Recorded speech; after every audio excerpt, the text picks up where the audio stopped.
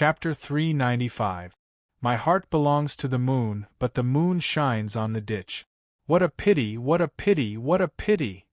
Naturally, Fatty Jean was not the type of person who would say such sentimental words. Moreover, he was standing under the iron window with a gloomy look on his face. Plus, he didn't have a beard, but he still stroked his beard. In the whole Chaoyun prison, there were only dozens of chief bosses. Sigh. I say, old Zhou, what is my master doing? Fatty Zhang looked at Zhou Xiaoquan from afar with his hands crossed, and gently touched Zhou Xiaoquan's shoulder, asking curiously. Reciting a poem, my brother is reciting a poem. Zhou Xiaoquan recited softly, my heart belongs to the moon, but the moon shines on the ditch. What a pity, what a pity! Shut up, who doesn't know he is reciting a poem? I ask you what it means. Zhou Xiaoquan shrugged and said, the meaning of this sentence is that I like you, but you don't like me. But we know my brother's wife died long ago, and we associate it with his current situation. I think my brother is thinking about his daughter. Can't you just say it? Really? Fatty Zhang rolled his eyes at Zhou Xiaoquan, and then rubbed his hands, walking behind the chief boss of dozens of cabins with a flattering smile, and respectfully called, Master. Don't call me Master. I've already said that I won't accept any apprentices without the permission of my sect, Humph. Then, Master Feng. Fatty Zhang didn't mind and said with a smile, Master Feng, actually, you don't need to be unhappy, you will encounter something happy soon. What? Taiyinzi turned his head and looked at this. Fatty Zhang confusedly. Unexpectedly, Fatty Zhang blinked his eyes and said, Master Feng, have you forgotten what day it is today? Today. Today? What day? Yes, today. Fatty Zhang said happily, anyway, Master Feng, you don't need to thank me. Trust me, I've arranged everything. Was this guy mentally retarded, as Master often described him? Taiyinzi frowned. What do you want to say? What did you arrange? You'll know tomorrow. Fatty Zhang chuckled and said, but you don't have to thank me. This is my filial piety to you. However, if you really want to thank me, there's nothing much to say. As for me, there's nothing good about me except for one word. Justice. Fatty Zhang slapped hard on his own chest, snorted and said, we're all out in the martial world and loyalty is the most important thing. What's more, you're my future master. Your business is my business. What are you trying to say? Secret. It's almost done. Fatty Zhang patted the shoulder of the chief of dozens of cabins and said, just wait for the prison guard to call your name. King retard. Taiyinzi shook his head and sighed. He continued to look up at the iron window and recite his poem. When will I be able to get out of this damnable place? Calculating the time, Germanic Chariot was about to come here for a concert. I've already booked the tickets a month ago, don't you think so? Strange, why do I suddenly have a bad feeling? Taiyinzi even shivered. On the highway. Because this was the road to the prison, and it was a road in the middle of nowhere. Long Chong squatted on a tree for an hour and didn't see any other cars coming and going. I've seen a ghost. Long Chong shook his head. At this time, he heard the sound and stretched his neck to take a look. He saw his workers running back one after another. Where is she? Long Chong asked. Foreman, we've searched nearby, but we didn't find her. I don't know if that girl is hiding from us, but we just can't find her. Now we lost her. Long Chong scratched his head and said, how do you think I'll explain it to her later? Foreman, what's wrong?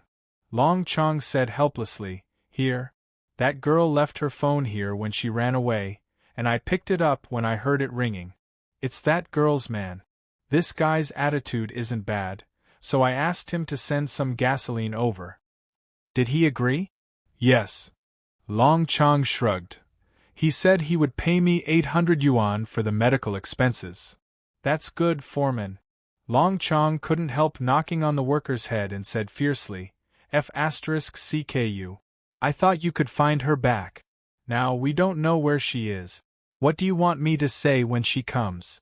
F***CK. Speak of the devil. Suddenly, Tao Shimon's phone rang. Chang Zi panicked at once. Think. What should I say? What should I say? What should I say? The worker hurriedly thought of a way. Foreman. Don't tell him that you lost her. Just tell him that he will see her when he comes.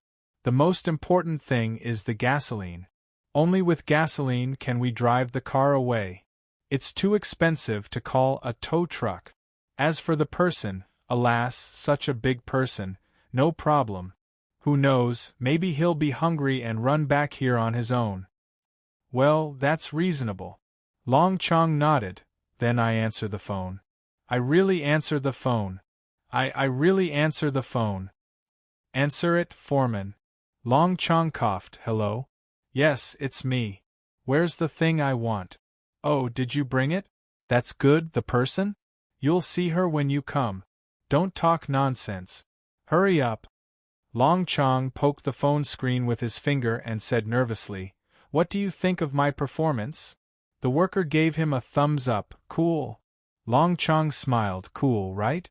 Let me tell you, all the people I knew called me Brother Chong of Gentle Wind Mountain. You're so good at bluffing people. Officer Lin, we've tracked the signal of Tao Shimon's mobile phone. In a commercial vehicle parked at the exit of the Outer Ring Road, the police officer turned the laptop screen to Lin Feng, pointed out the geographical location of the signal, and said, Our tracking of the signal is very smooth. The other party doesn't seem to have taken anti-tracking measures. Lin Feng nodded and then looked at Zhou Zihao, who was nervously hugging 2 big bags of cash. Officer Lin said solemnly, Mr. Zhou, since the kidnapper asked you to deliver the ransom, we can't do anything now. But don't worry, since we know where the signal was sent, I'll arrange the armed police and snipers to ambush you and protect you when you make the deal. But for the sake of safety, please wear a bulletproof vest. I know. Zhou Zihao nodded heavily. But Officer Lin, remember, the safety of my fiancée must be the first. The money is not important. Don't worry, we'll rescue the hostage safely. With that, Lin Feng got out of the car and said in a deep voice, Gather. Chapter 396. Not far from the left side of the road was a piece of muddy land covered with weeds, and further away was a river bank. On the other side there was an undeveloped woodland. Reporting, target in black has been locked in position 1.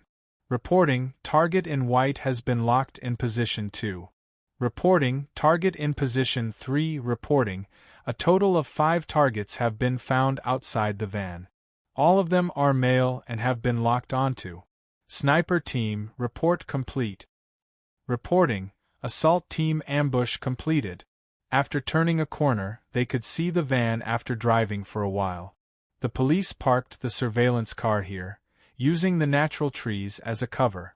Officer Lin listened to the news from the wireless microphone and ordered, What about the drone image? Officer Lin, the target image has been transmitted, please look. So far, 5 men have been found empty-handed. One of them is Long Chong. The situation in the van can't be determined yet. The hostages may be hidden in the van. Lin Feng nodded and tapped his finger on the screen. All units be on alert. The criminal may have hidden weapons in the car. Now prepare to carry out the rescue operation. Listen to my order. Remember, the first goal of this operation is to rescue the hostages, and the second is to catch the criminals alive. Try to injure them, but don't kill them unless absolutely necessary. Don't worry, Officer Lin, we are equipped with low-speed rubber bullets. After a series of orders, Officer Lin took a deep breath and put on his bulletproof vest. Then he and another policeman hid in Zhou Zihao's car. This kind of SUV had enough space, so Officer Lin and the other policeman hid in the back seat. Lin Feng said in a low voice, Mr. Zhou, if you see the criminals take out weapons or have any aggressive behavior, lie down immediately. I understand. Zhou Zihao took a deep breath and looked nervous. Officer Lin thought for a while and suddenly took out something. Just in case, take this. This is stun grenades. Stun grenades can't kill, but can make people dizzy and blind. It's very simple, just pull the pin and throw it out, but remember to close your eyes and cover your ears as much as possible. Zhou Zihao calmed down and took it gently. Lin Feng said seriously, then, let's move. I say, Foreman, will the person you mentioned really come? What time is it? Will we be stood up? This girl was a prostitute. Would her man be trustworthy? Why don't I make a call and ask if the cement is finished? How would I know? Chang Zi fanned himself with his palm. But it's good to see if the cement is finished. The construction site is really urgent.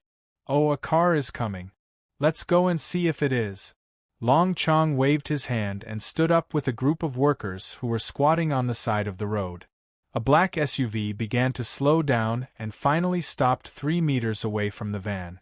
Long Chong and the others watched as a refined young man got out of the car nervously. Foreman, look at this gigolo, the car he drives is really good. The worker commented in a low voice.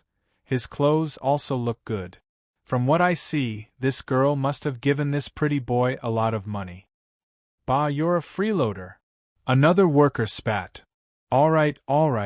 Why do you care so much about others? One is willing to be beaten and the other is willing to be beaten, right?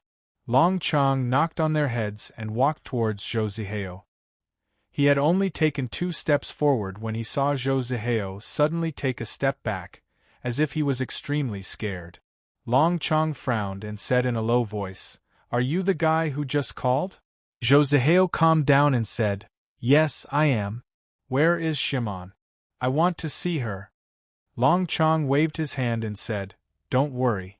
Have you brought the thing I asked you to bring? I need it in a hurry. In the car. Zhou Zihao said, But you have to let me see Shimon first, then I can give it to you. Damn it. Don't mention that girl. I'm angry. Long Chong suddenly scolded fiercely. Zhou Zihao said in horror, You. What did you do to her? What did we do? She did something to me, okay?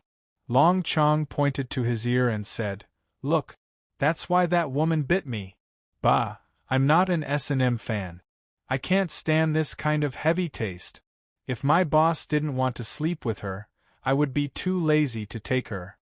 In the car, Lin Feng, who had been paying close attention, heard this and quickly lowered his voice. Boss? And boss. It seems that their leader may be lurking in the car. Everyone, pay attention to your surroundings. Got it. And Officer Lin could still distinguish calmly, but Zhou Zihao couldn't calm down. He suddenly rushed forward and angrily grabbed Long Chong's collar. He gritted his teeth and said, You! What did you say? You bastards! What did you do to Xiaomon? Bastards, I'll fight with you! Mr. Zhou, calm down. Seeing this, Lin Feng hurriedly reminded Zhou Zihao through the headset. But Zhou Zihao, who heard that his fiancée might be abused, couldn't listen to him. He suddenly roared, I'll fight with you! Stun grenades. Zhou Zihao pulled the safety of the stun grenade. Bang! On the road, only the sound of an explosion could be heard. Long Chong and his fellow workers were seeing stars. The sky and earth were spinning, and their ears seemed to be deaf all of a sudden. They could only hear a continuous buzzing sound, and all of them fell to the ground. Lin Feng gritted his teeth. The situation has changed. Assault team, go. Got it. While giving the order, Lin Feng kicked open the door of the car and rushed out in an instant.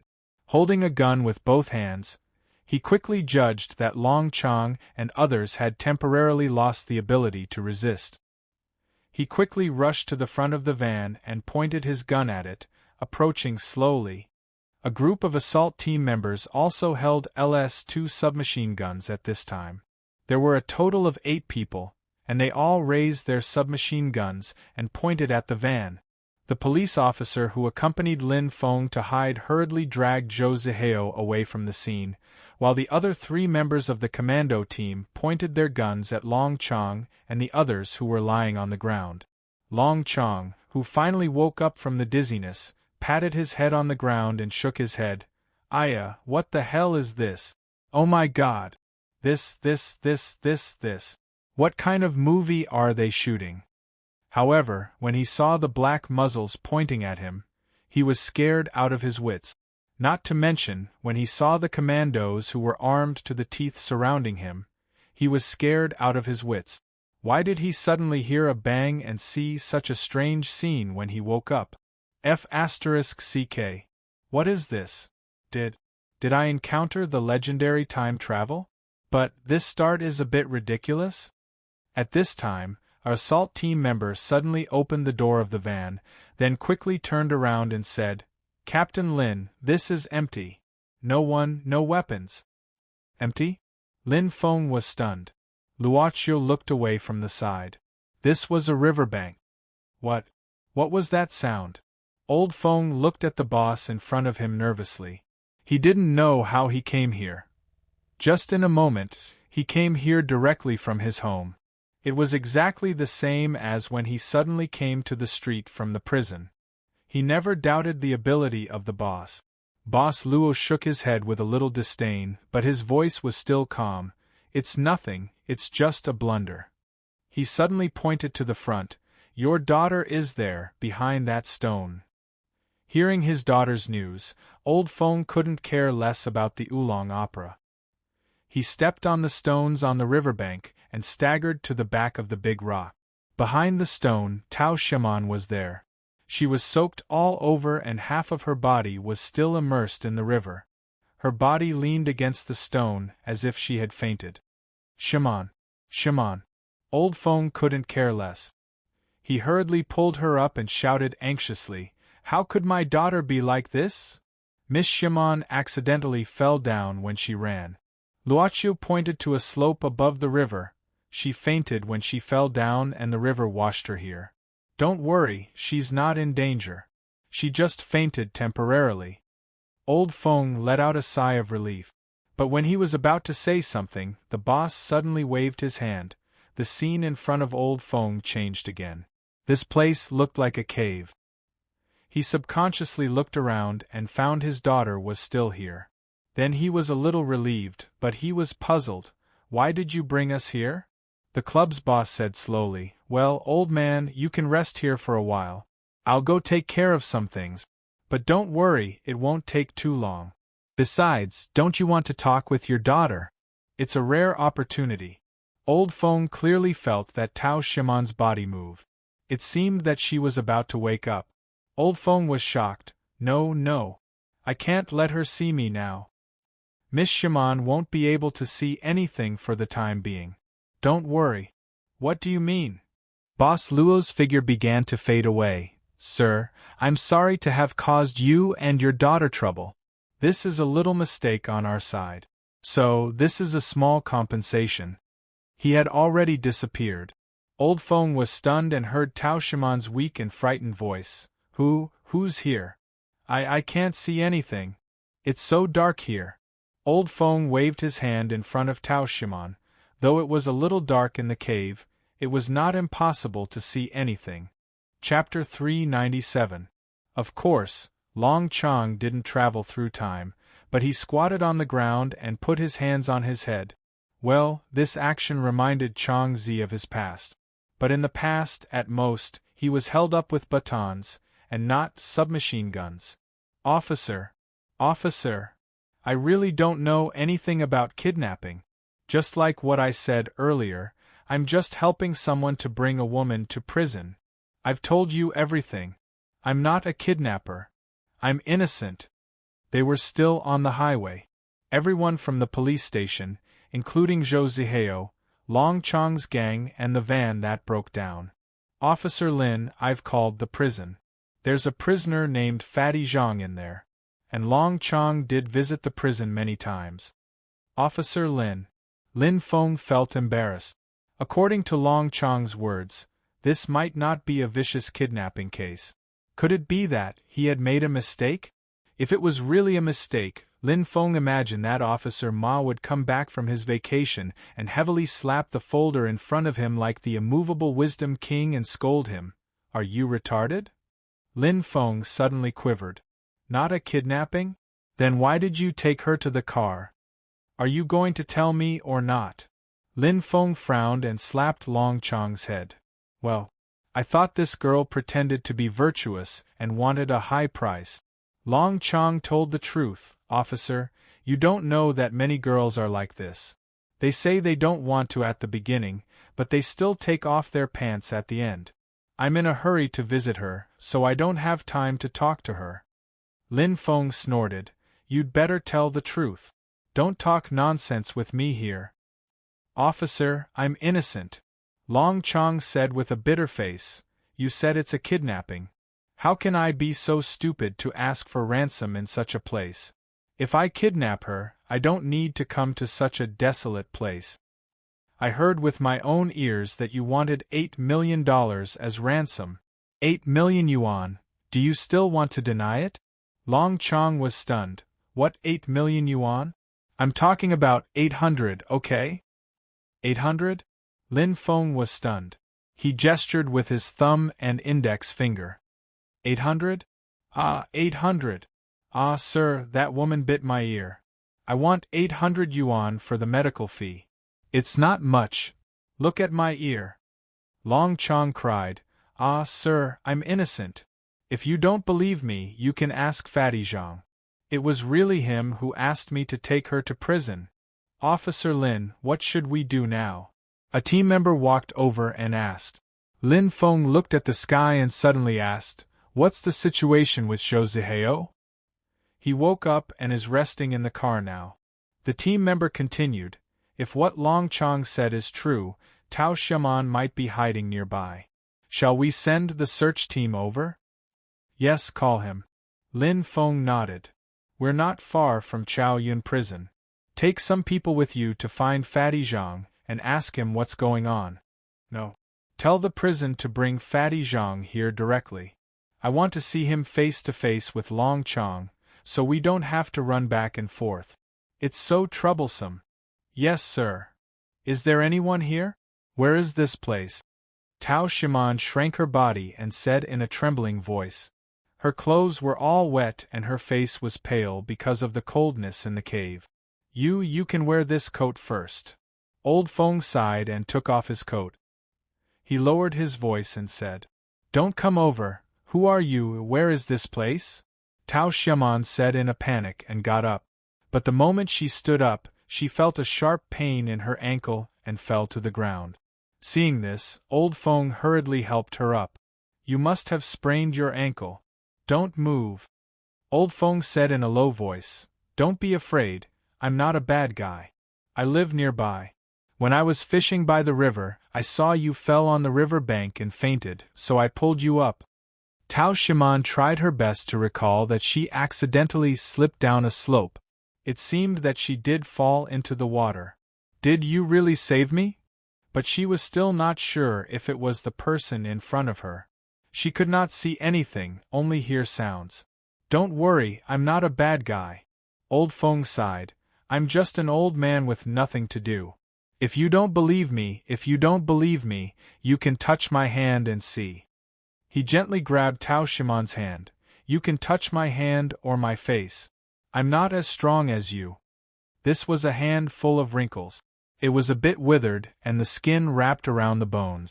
As for that face, it was even rougher and had prickly roots. Put on your coat first. Don't catch a cold. Old Feng whispered to Tao Xiaoman, I'll make a fire for you to warm up. Thank you, Grandpa. Tao Xiaoman nodded. Her mind told her that she shouldn't believe him so easily. She wasn't even sure if the other party was really just an old man like she had said. There were many ways to disguise. But she didn't know why, but when she touched the hand of the person who spoke, she unexpectedly felt a familiar feeling. A kind of stable feeling, as if she had suddenly settled down, began to spread in her heart.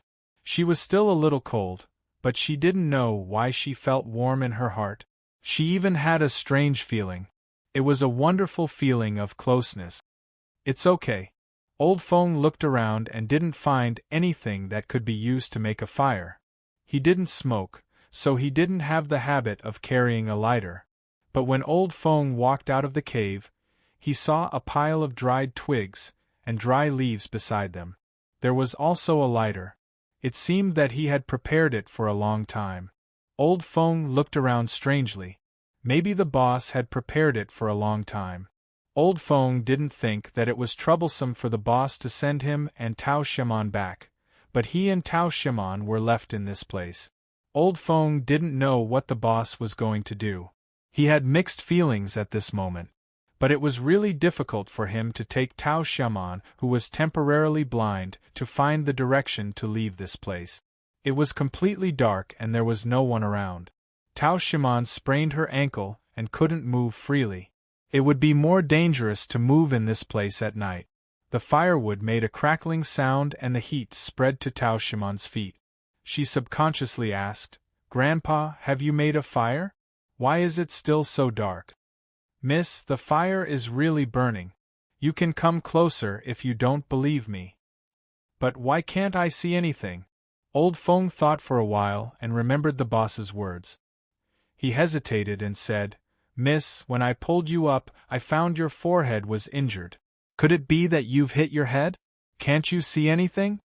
Tao Shimon touched her forehead. It was indeed painful, but she didn't notice it until now because she was too panicked. "I can't see. I can't see. I can't see. How could this be? How could this be?" Tao Shimon began to cry in panic and fear. Old Feng was heartbroken and comforted her at once. "Miss, don't worry. I think your eyes are fine. You just can't see for a while. It's often said on TV that sometimes when the nerves are pressed by blood clots, you will lose your sight for a while and recover gradually. Don't be afraid, I'll be with you. Don't be afraid." Old Feng's last sentence was filled with determination. Tao Shimon really calmed down. She bent her knees and hugged her arms, sitting there quietly. It was very quiet in the cave except for the sound of burning firewood. "Old Feng, are you still there?" Tao Shimon asked with hesitation. "Yes, I'm here. I'm a little scared. Can you talk with me?" Tao Shimon smiled bitterly. "I don't know why, but I feel relieved when I hear your voice." "Really?" Old Feng's nose twitched, but he silently broke the twigs and threw them into the fire. "Old Feng, where is this place?" "Oh, it's a village nearby." Old Feng thought for a while. "I've lived here since I was a child. I only know this place is called Wadi." "You haven't gone out before?" Tao Shimon was surprised. Old Feng shook his head and sighed. "Sometimes I don't want to go out after staying in a place for a long time. Besides, there's no place for me to stay." "Why?" Tao Shimon was curious. "Old Feng, where's your family?" "Family?" Old Feng was silent for a while. "My wife passed away long ago, but I still have a daughter. I haven't seen her for a long time." Tao Shimon apologized. "I'm sorry, I shouldn't have asked this." "It's okay." Old Feng shook his head and looked at Tao Shimon. Her face reminded him of his wife, who had passed away. Old Feng stared at the screen with tears rolling down his cheek. "Old Feng? Old Feng? Are you still there?" Tao Shimon reached out her hand and looked a little nervous. "Old Feng?" "Yes, I'm here." Old Feng hurriedly said, "Don't be afraid, miss. By the way, you can sit here for a while. I saw a wild fruit tree. Let me pick a fruit for you. I think you're hungry." "Old Feng, I'm not hungry." "Old Feng? Old Feng?" She heard the sound of footsteps slowly going away. Tao Shimon began to curl up. She couldn't see anything and couldn't move because of the cold. She couldn't even see the light in front of the fire. How could she not be afraid? She felt like a lost and helpless child. It was a terrible experience. She didn't expect that she would have such an experience again in her life. She remembered that when she was a child, she secretly followed a neighbor's child out to play. Then she lost her way and could only stay by the roadside. She slowly closed her eyes. But this time, would she be found again? Chapter 398. Of course, old Feng was not the only one. Every time he visited the prison, he could only sit on the bench. But in the past, when old Feng encountered this situation, he would always be alone. At most, Zhou Xiaoquan would be the only one accompanying him. But this time, it was different. Old Feng had a few more cellmates, or underlings around him. Well, damn it, did you not eat again? Harder. Old Feng. Of course, it was Taiyinzi's version of Old Feng. He was enjoying the service of his cellmates with his eyes closed. Don't get me wrong, the so-called service here was of very serious behavior. Why did you stop? But the hand on Taiyinzi's shoulder suddenly stopped. This made Taiyinzi feel something was wrong. He opened his eyes, and when he was about to scold him, he suddenly fell down from the bench. He fell down by himself. As for the reason why he fell down, Taiyinzi hurriedly got up from the ground. He didn't have the majesty of dozens of cabin chief. He said respectfully, "I didn't know Miss Yu Yi was here. Please forgive me for not coming out to meet you." This tone was not a problem for Taiyinzi, an old guy from 500 years ago. It was not a problem for Miss Servant Girl, who had met ancient people. So Miss Servant Girl said with a smile, "Taiyinzi, I've studied the Eastern culture. People like you are called local emperors? Taiyinzi, how are you doing in such a remote place?" This. Taiyinzi glanced at his cellmates who didn't move at all. Time was still flowing, but their bodies and minds were in a state of temporary rigidity. Taiyinzi's forehead was full of cold sweat. He explained, "Yu Yi, don't get me wrong. Don't be fooled by the actions of these flirtatious bitches, they are the ones who are sticking to me. This old Taoist is loyal and devoted to my master. The sun and moon can be our witness." Yu Yi said indifferently, "Since you're so loyal, then you should properly solve the problem later. Remember not to speak carelessly and waste master's resources." Yes. Taiyinzi hurriedly nodded his head in agreement. Then, he paused and raised his head. Wasting resources? Please enlighten me, Miss Yu Yi. Miss Maid squinted and said softly, "Taiyinzi, don't you know that master is in a bad mood because of you?" Taiyinzi said in shock, "You Miss Yi this? What the hell is going on?" Miss Maid said indifferently, "Taiyinzi, you have to ask your good disciple." Disciple? Taiyinzi was taken aback. He asked cautiously, "Which one? Do you have many disciples?" Yu Yi answered without asking. Taiyinzi shook his head and said, "No. I'm clean. How can I have any disciple? There must be some misunderstanding." Yu Yi said indifferently, "Listen, you know that Fatty Zhang wanted to please his master by arresting Tao Shiman and sending her to prison." "Oh, I see." Taiyinzi nodded and stroked his beard. He nodded and said, "Well, this Fatty Zhang is really considerate. Not bad. After a while, Taiyinzi reacted and his face changed greatly. What the F***ck? It was late at night. Tents were set up on the road. A group of search team members began to search along both sides of the road. Even helicopters were launched because of the dark sky. At this time, 2 cars were coming from afar. One was a police car and the other was a prison van used to transport prisoners. Officer Lin hurriedly walked over with bread in his mouth and looked at them. "Didn't I ask you to bring Fatty Zhang here? Why did you bring so many people here?" At this time, the police officer who led the team to the prison stepped forward and pulled Lin Feng aside, whispering, "Officer Lin, you have to be mentally prepared." "What?" "Officer Lin, I think we've made a big mistake this time. Speak clearly." Lin Feng was still relatively calm, even though he had already vaguely guessed the answer. The policeman sighed and said, "That's Fatty Zhang, the old man next to him is Feng Guichun, and the prisoner with glasses is Zhou Xiaoquan. The one next to him is Zhou Xiaoping, Zhou Xiaoquan's younger brother. Officer Lin, listen to me, it's like this." Officer Lin Feng couldn't move his mouth while chewing bread. When the policeman told him the whole story, Lin Feng still didn't understand and asked, "Just to be apprenticed?" Yes, just to be apprenticed. Officer Lin, what's wrong with you? Officer Lin, don't scare me. The policeman hurriedly supported Lin Feng. But Officer Lin's legs seemed to be soft all of a sudden, and he seemed to be drunk. Wait, you said Shimon is the old man's daughter? Unexpectedly, Zhou Zihao's voice suddenly came from behind. It turned out that he had heard the conversation between Lin Feng and his subordinate. How is it possible? Shimon's father is not. No, Shimon is indeed adopted. The policeman shrugged. Mr. Zhou, I've checked the household registration information.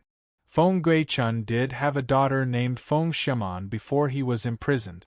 Her age is exactly the same as your fiancé. As for the specific evidence, we still need to investigate the information of that welfare organization. But to make it simple, you can ask Tao Shimon's current parent. This is the fastest way.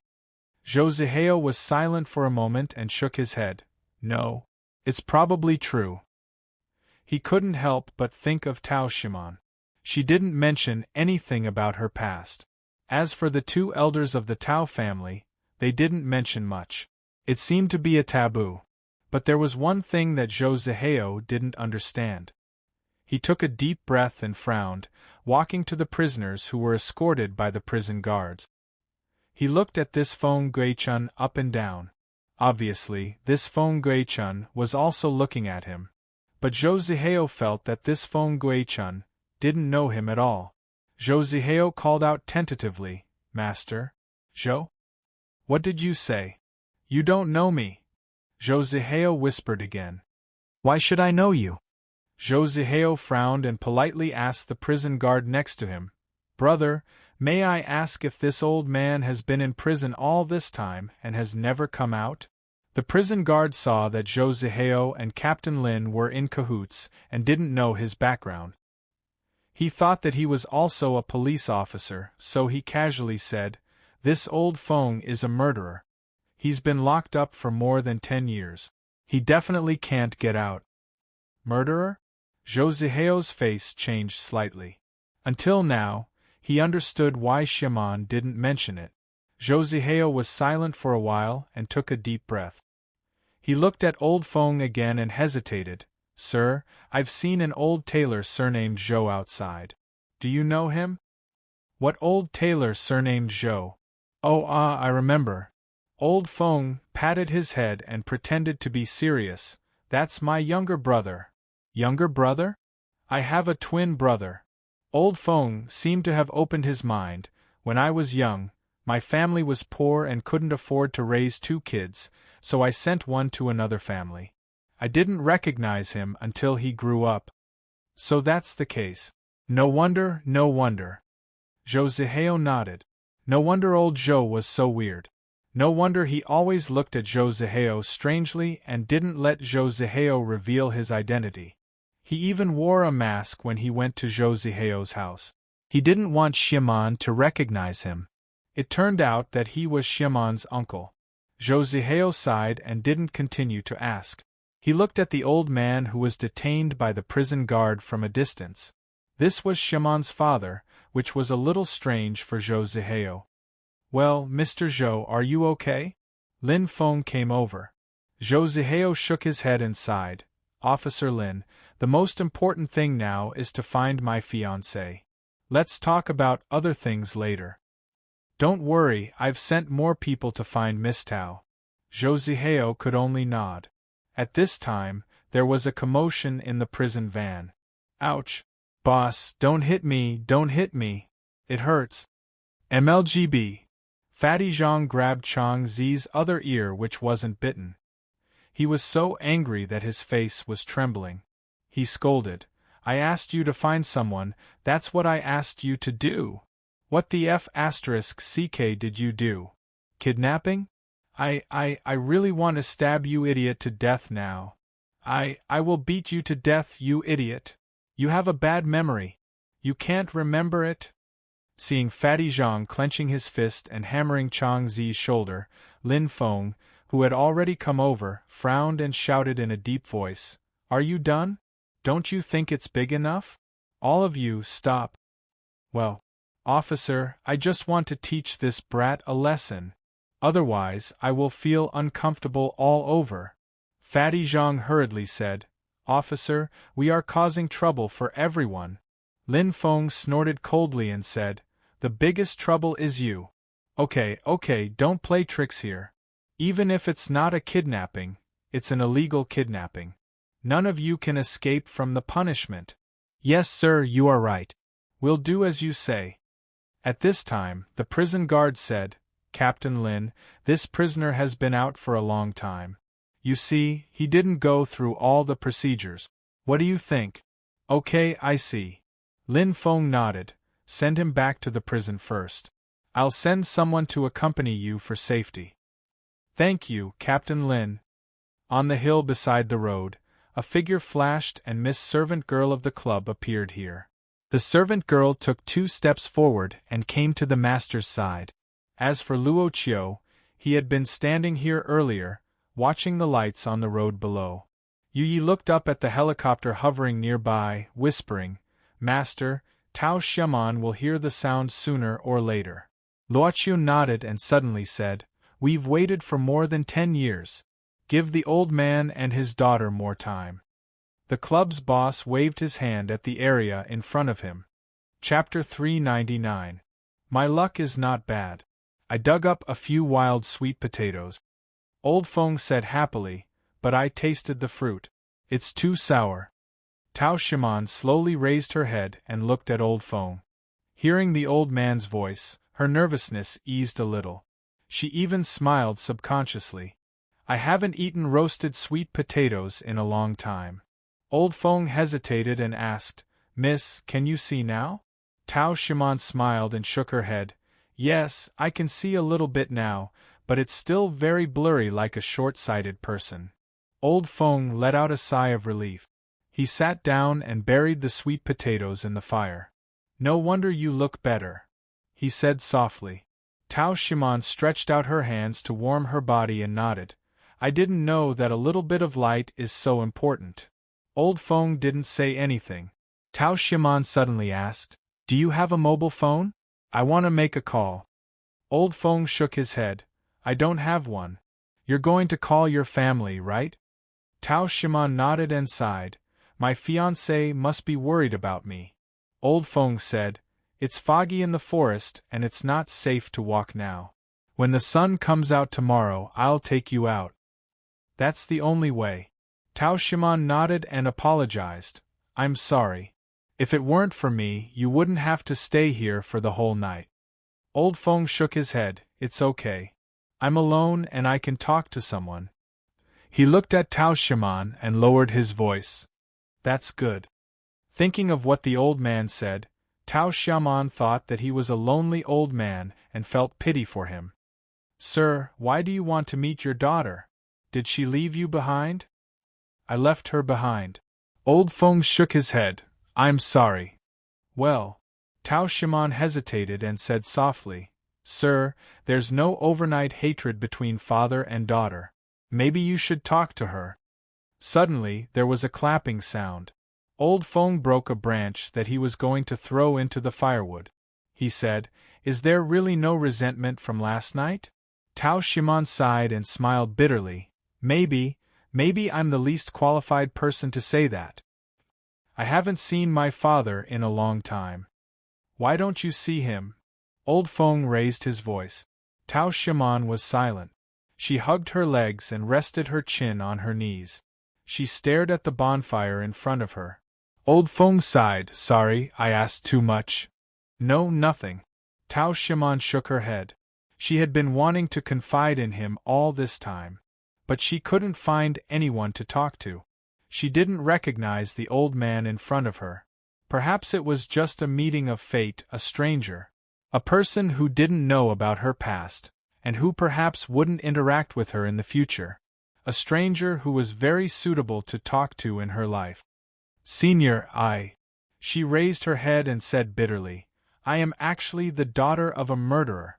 Old Feng's hand trembled, slowing down his action of putting down the branch. He could only slow down his breath at this moment. That was because there was a moment when he found it hard to catch his breath. Will you look down on me? Tao Shiman saw the old man suddenly become silent. She seemed to be nervous. No, no. Old Feng shook his head. Of course not. I only look down on myself. Senior it's nothing. Old Feng took a deep breath. Others are others, and I am myself. I'm not qualified to judge others. Tao Shiman smiled faintly. Senior, if everyone could be as open-minded as you, there would be a lot of things in the world. Old Feng frowned. Do you care about others' opinions? Tao Shiman shook her head and said slowly after a while, I don't know, I really don't know. I forgot a lot of things when I was young. But there are always some things that I can't forget. They are like a clock, always reminding me when I'm not paying attention. I'm scared.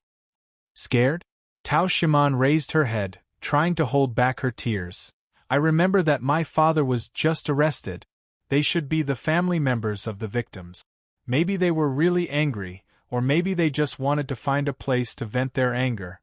Tao Shiman shook her head, smiling bitterly. Can you imagine that feeling?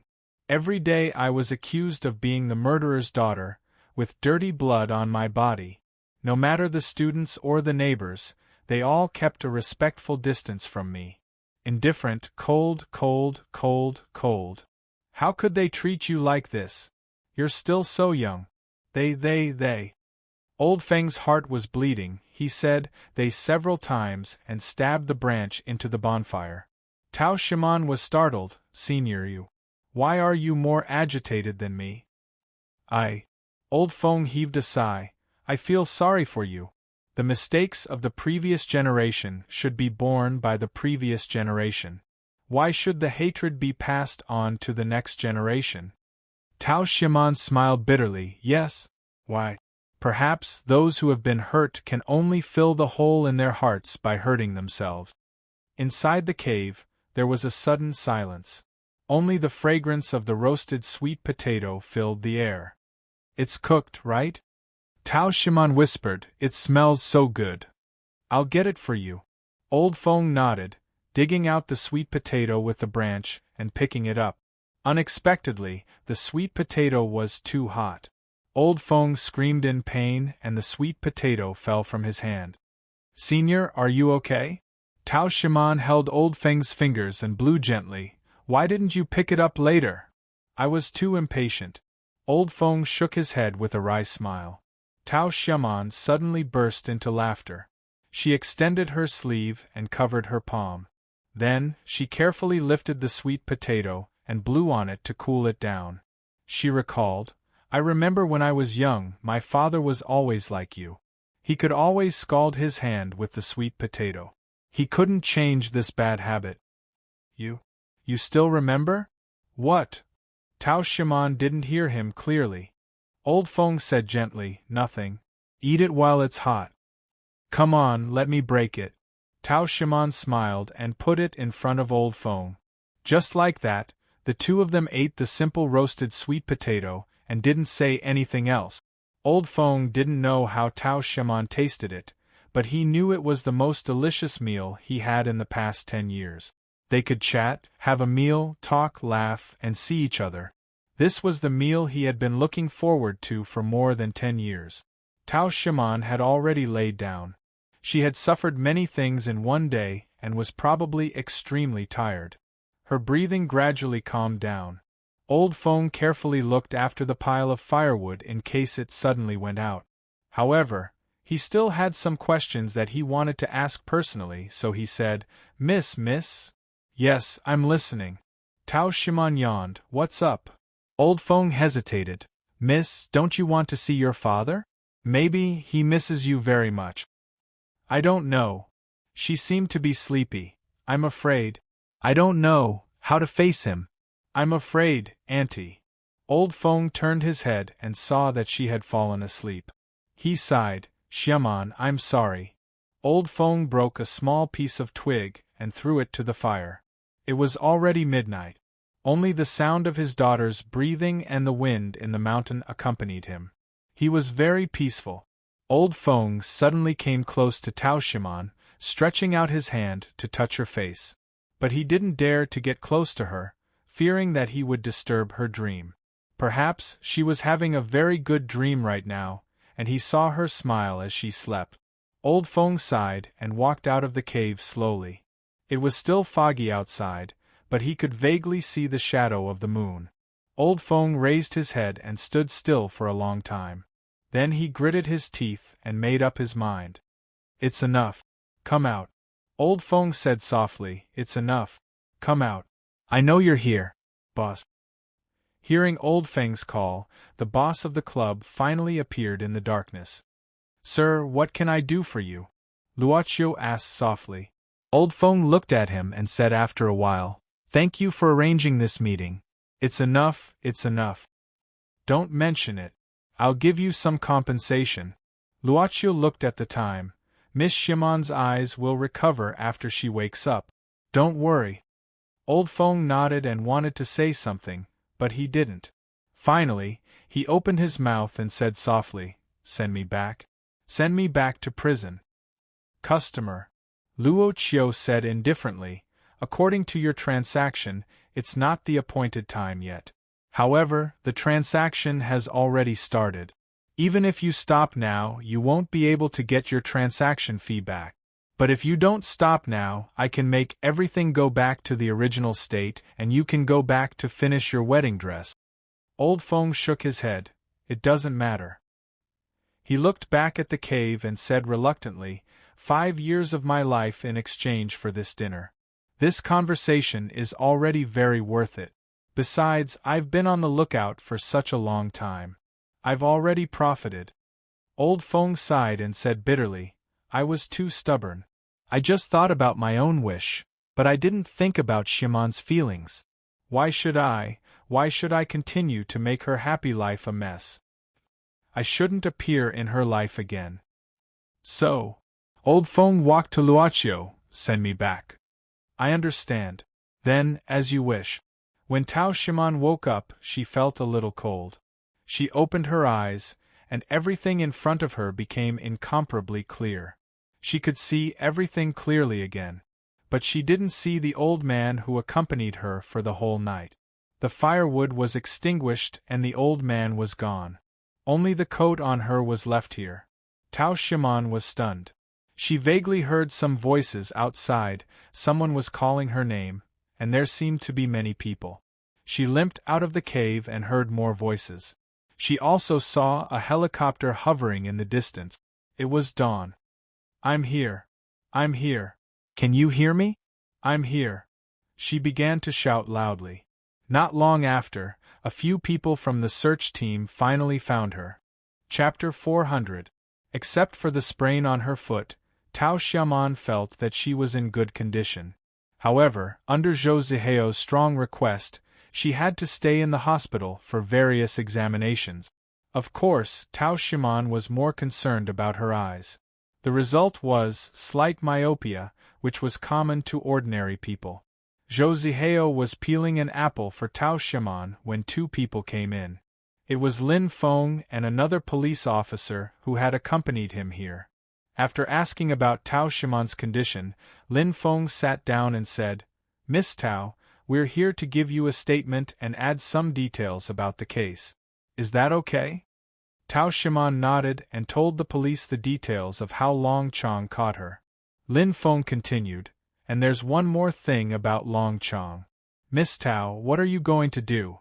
Sue him or compromise? After all, the cause of this matter, strictly speaking, I'm afraid it's a family matter. My family affair? Tao Xiaomon was confused. Sir, how can it be my family affair? Officer Lin opened his mouth and looked at Zhou Ziheo with doubt. Zhou Ziheo smiled bitterly. Officer Lin, I'm sorry, I haven't told my fiancée the whole story. She knows nothing. Ziheo? Tao Xiaomon frowned and looked up. At this time, Lin Feng coughed twice, stood up and said, Well, let's go find something to drink. We'll come back later and continue. You guys talk first. My father? Hearing Zhou Ziheo's words, Tao Xiaomon became silent. Zhou Ziheo didn't know whether to laugh or cry. It said that Fatty Zhang acted on his own accord and your father, Mr. Feng, was kept in the dark. Really? I see. Tao Shimon nodded with a heavy heart. Shimon, all of a sudden, the atmosphere became somewhat silent. Tao Shimon sighed and looked up at him. You know about it. Joseheo didn't say anything. Tao Shimon said, Uncle Zhou and Auntie Zhou. Zeheo, why don't we cancel the wedding? I know Uncle Zhou, he cares a lot about his reputation. She smiled bitterly. I don't want you to become the joke of your family. Then what's wrong? Unexpectedly, Joseheo frowned and said, Am I getting married, or are my relatives getting married? Tao Shimon, have you forgotten how we met? Tao Shimon shook her head. Joseheo said seriously, It's because of a part-time job at the university's work-study department. Tao Shimon, we got to know each other when we worked in the same hotel for a month. At that time, I didn't know you were the princess of the Tao family, and you didn't know I was a child of the Zhou family. He grabbed Tao Shimon's hand and said softly, Shimon, no one will care about these things except you. Zeheo. Tao Shimon lowered her head and put her head on Joseheo's shoulder. After a long time, she said softly, I think I don't want to pursue this matter anymore. Let's do as you say. Joseheo nodded. After all, he's your biological father. Don't you want to meet him? Tao Shimon shook her head and closed her eyes. I don't know, I really don't know. Please give me some time, okay? Joseheo nodded and decided to change the topic. However, I really didn't expect that other than your biological father, I actually met your uncle a long time ago. My uncle? Tao Shimon was stunned. Joseheo said casually, Yes, your uncle. Mr. Zhou, the one who made clothes for you. No wonder you're twins, you look exactly the same. When I saw your biological father getting off the car last night, I thought I mistook him for someone else. After asking around, I found out that Mr. Zhou was your biological uncle. If I had known that your uncle could make clothes for you, I wouldn't have tried so hard to find so many designers. She didn't know that Feng Guichun had a twin brother who was also a tailor. Tao Shimon looked at Joseheo in astonishment, asking subconsciously, Where did you find him? Joseheo thought for a while and said, Mr. Zhou told me not to tell anyone where he lived. But now, there's no need to hide it. Well, let me think. Oh, I found him at number 33, Lane 2 of Jihua Road. Number 33, Lane 2 of Jihua Road. Tao Shimon murmured and suddenly raised her head. Is it a 5-story Tang Tower? You've been there before, right? Yes, how can I meet Mr. Zhou if I don't go there? Joseheo smiled. Tao Shimon suddenly grasped Joseheo's hand. The living room has been remodeled. The place where the dining table used to be has become a workbench. There's a black sewing machine beside it. By the way, there are many photos on the left wall. Yes, how do you know all of them? Joseheo was stunned and then patted his forehead, shaking his head. I'm so stupid. Since it's your uncle's house, you must have been there when you were a child. But you should have seen them when you were a child, right? Even after so many years, he still hasn't changed. It seems that this Master Zhou is really a nostalgic person. That was my home when I was a child. Tao Shimon wanted to tell the truth several times, but subconsciously, she didn't know how to say it. It seemed that there was something that made her unwilling to tell the truth. She even had an illusion that Feng Guichun really had a twin brother that she didn't know. Zeheo, I want to go there. Tao Shimon took a deep breath. Can I go there now? He couldn't refuse his fiancée's request, so he nodded. Putting on his favorite pair of tights, the monk from 500 years ago, the only newcomer in the club, felt that he still liked the feeling of being pressed against his skin. Of course, he also wore a matching plaid shirt and the most important soul, the wig with an afro. Idiot. In the lobby, Miss Qin Chu opened her eyes and said indifferently. Then she stood up and left the lobby of the club. She had stayed here for more than a month, but she didn't make much progress. Maybe she wanted to relax and strike a balance between work and rest, or maybe she just felt that This former fellow disciple was quite an eyesore. But Taiyinzi was in a good mood today. He finally got out of that prison and didn't have to hang out with those idiots all day long. As for the matter of Qinchuyu, this old Taoist will be magnanimous and let it go for now. Moreover, after Qinchuyu went out, the lobby of the club suddenly became empty. Master is not here for the moment. Taiyinzi narrowed his eyes, walking towards an old gramophone in the lobby of the club. Miss Yu went to buy groceries. If there's no guest, she'll come back in at least half an hour. Tut tut tut, it's my turn to take charge. Taiyinzi rubbed his hands and opened the cabinet under the gramophone. When he intended to pick out one of the many vinyl CDs inside, his arm was suddenly entangled by something. This time, it was a black rope that entangled him. The rope was shot from all directions. Taiyinzi couldn't react. In the blink of an eye, his body had been firmly tied. Then the main rope was pulled back, and his whole body was hung up to the ceiling. Well, this posture seems to be familiar.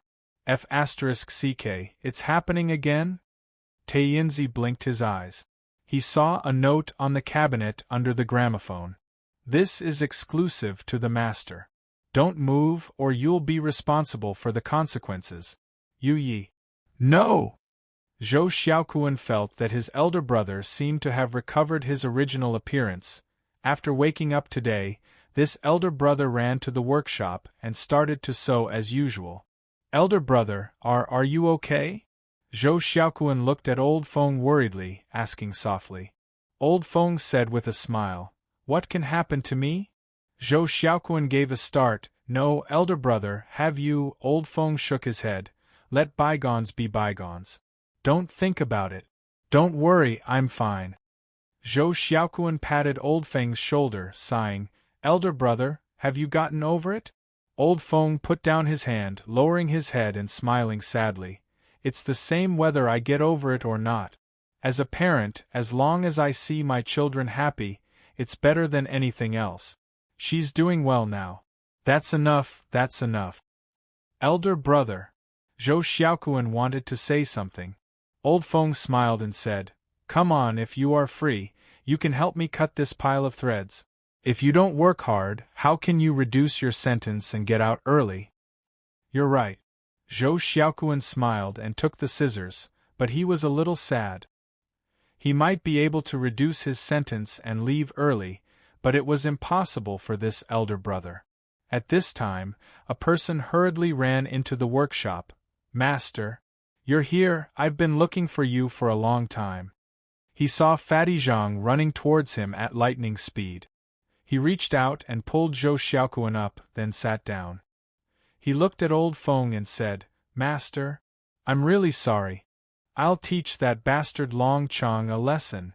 Master, you have to believe me. I really want to show my filial piety to you. I really didn't know things would turn out like this. He didn't know what happened here after he left. But Old Feng didn't want to care about it. Fatty Zhang was always the bully here, and his attitude was good. Old Feng shook his head. It's all right, it's all right. I knew that, master. You have a big belly and can hold the boat. Fatty Zhang tried to flatter him. Then, he approached him and said, Well, master, can we discuss something? You see, although this is a blunder, but you also saw how much I care about you, master. Every day I worry about you, and I'm heartbroken. Do you think my apprentice is good? Old Feng laughed. Yes, good. Right? Fatty Zhang blinked and said carefully, Master, I've been doing this for a long time, shouldn't you teach me something new? Teach you? Old Feng gave a start and said, What do you want me to teach you? Fatty Zhang rubbed his hands and said, That must be because of your real ability, master. Just 1 or 2 moves will do. Old Feng frowned and suddenly handed the needle to Fatty Zhang.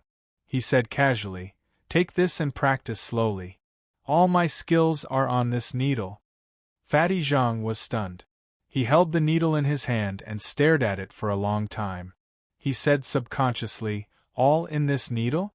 This embroidery needle? Wait a minute. Could this be the legendary Sunflower Treasure Codex? Undefeatable in the East? Therefore, Fatty Zhang, who was the former chief of several cabins, suddenly shuddered and instinctively clamped his legs together. Chapter 401. Tao Shiman didn't say a word all the way.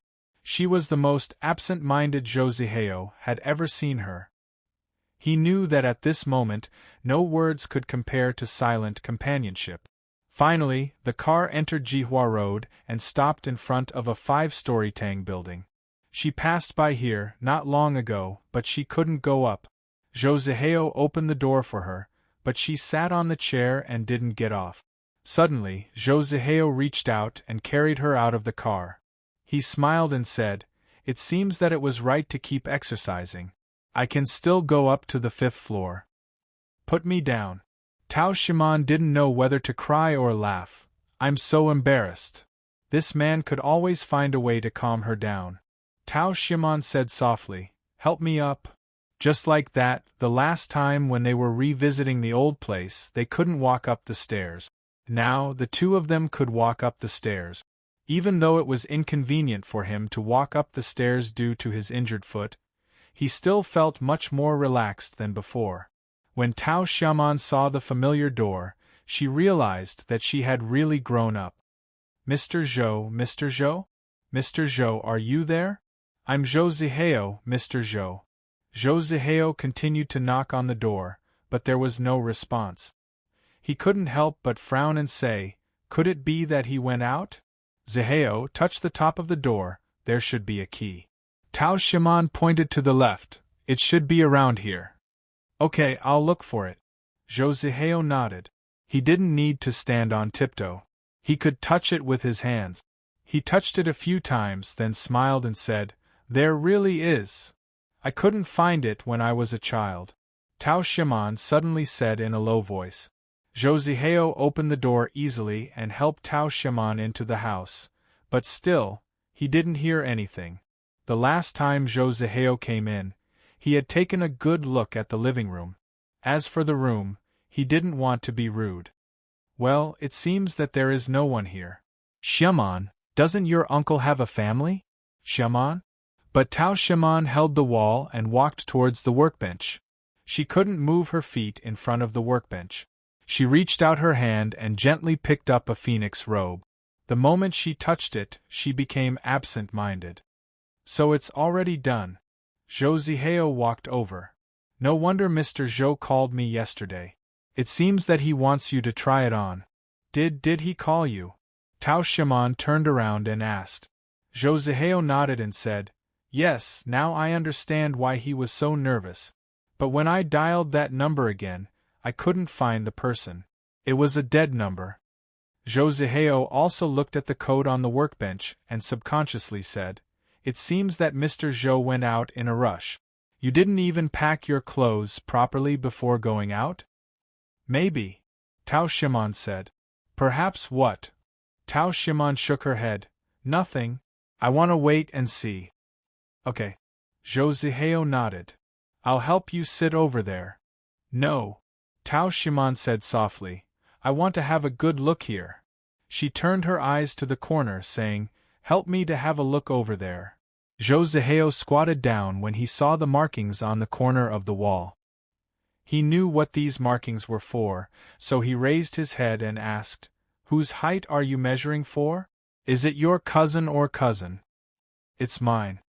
Tao Shiman reached out her hand and touched the engraving that was just above her height. Her fingers gently glided in front of the engraving, as if she was touching an old man's face. "The same height. Brand new. It's mine." Subconsciously, she moved closer to the corner of the wall and pressed her body against it. Zhou Zihao saw the tears in his fiancée's eyes and heard her say, "It's mine. It should be engraved by Mr. Zhou when he measured your height last time." Zhou Zihao thought for a while and smiled. "It seems that your uncle is very kind to you. But it's strange that he seems to have known me for a long time even though we haven't met each other before. But I only found this old master by following the comments on the internet." "Me too." Tao Shiman shook her head. "I also don't understand many things."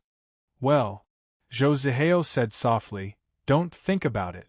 Maybe you can ask Mr. Zhou when he comes back. By the way, where is the toilet? Can I borrow it? Tao Xiaomon pointed to a place. She was so familiar with this place that she could find the way even if the lights were not on at night. She held the wall and walked to the workbench, sitting down. She slowly unfolded the wedding dress in front of her and tidied up its corners. From the beginning of the measurement to the completion of this step, she knew that not much time had been used, but at the same time, it also meant that in such a short period of time, to compress the long process to this point, how much effort had been put in behind it. There was a row of needles on the box with different threads. On the trash can next to him, there was a lot of crumpled tissue paper towels with a little bit of dark red color. That was blood. How many times had he pricked his finger? Who are you? Tao Xiaomon breathed heavily. She had a feeling that the old man who used to sit here and pass the threads might never come back. She seemed to have kicked something and subconsciously looked down. It was a stack of packed food boxes placed under the workbench. There were so many of them. It seemed that he had been eating them all the time. I bought them for someone. I made a friend recently. He always forgets to eat because of work. I'm afraid that he can't stand it. She bent down and reached out to pick up the food boxes. At the same time, some words began to ring in her ears. They were the small interludes that she had encountered before. No matter whether the noodles taste good or not, my friend will finish them. Xiaomon, are you hungry? Shall we eat something first and then come back? Zhou Zihao walked out of the washroom while wiping his hands. However, when he finished looking through the entire living room and even opened the doors of the other rooms one by one, there was no sign of anyone. Zhou Zihao suddenly picked up the phone and dialed Tao Xiaomon's number. Her bag and other things were still here. But she was gone. Tao Xiaomon limped into the noodle house through the narrow entrance. The gray-haired noodle boss was calculating the accounts on the abacus. There was no customer in the noodle house now. Seeing someone coming in, the boss was stunned. Hey, miss, we haven't opened yet. It'll be late. But seeing the girl limping, the owner of the noodle house kindly stood up and walked over to support her. Miss, are you all right? I'm fine. Tao Xiaomon shook her head and suddenly said, Boss, can I ask you something? Go ahead. Tao Xiaomon hesitated for a while, gritting her teeth. Sir, do you remember the young man who often comes here to buy 2 bowls of noodles? The boss was stunned. Oh, the one who sells shaved noodles and noodles with toppings? Yes. Tao Xiaomon hurriedly said, Have you seen him today? Today. Not today, the noodle shop owner said casually. I was wondering why I didn't see anyone today. When does he usually come here? Usually it's the morning and evening meal. The noodle shop owner thought for a while and said, Yes, it's the morning and evening meal. But he didn't come for lunch today. I don't know whether he will come for dinner or not. Miss, are you looking for this young man? Sir, can I sit here for a while? Take a seat. The boss helped Tao Xiaomon to sit down. Miss, let me get you a glass of water. No thanks. Tao Xiaomon shook her head and suddenly asked, Sir, did the young man say anything strange? No, I don't think so. The owner of the noodle house shook his head and said, I remember that this young man rarely speaks and is very quiet. He pays and leaves without saying anything. If you don't have anything else to do, you can sit here as long as you want. I have to settle the account. It's all right. Tao Xiaomon sat there alone. Only then did she remember that she had left in such a baffling manner. She had recklessly come to this place without even thinking about telling her fiancé. But when she was about to make a call, she found that she didn't even take her mobile phone with her. Tao Xiaomon couldn't help asking herself, Tao Xiaomon, what's wrong with you? She shook her head, thinking that she should go back. But just as he stood up, a soccer ball suddenly rolled in from outside the noodle shop. Then, a child ran in after it. Then there was a chubby woman. She was a bit angry. How many times have I told you not to play football on the road? You just don't listen. Now you're in someone else's shop. Mom. I didn't. It rolled in by itself. I didn't even kick it," the child complained. "How could the ball run in by itself? How can you lie at such a young age?" The chubby woman widened her eyes and was about to hit her son. But this child was very clever. Whenever he saw someone, he would immediately hide behind that person. He didn't even care that this big sister's feet were tied up like a dumpling. "Chen Cheng, you're so disobedient, right? Come over here. Don't harass her." The slightly plump woman put her hands on her waist, but when she saw that her son had harassed someone, she immediately looked apologetic. I'm sorry. My son has always been very naughty. He didn't mean to. Are you okay? Shimon? Feng Shimon? You're Feng Shimon, right? I'm Mimi. Jiang Xiaomei." 2 women and a child who was drinking soda were chatting in this small noodle shop. "You've gone abroad, no wonder." The chubby woman called Mimi sighed. "I didn't expect to see you again after more than 10 years. Tao Shimon also sighed. She had met Mimi once. Last time when she visited the old place, she recognized her but didn't come forward to greet her.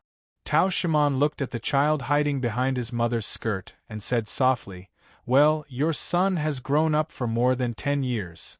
Mimi suddenly asked, "Do you know who's his father?" "Who's?" "Amu. Chen Zimu.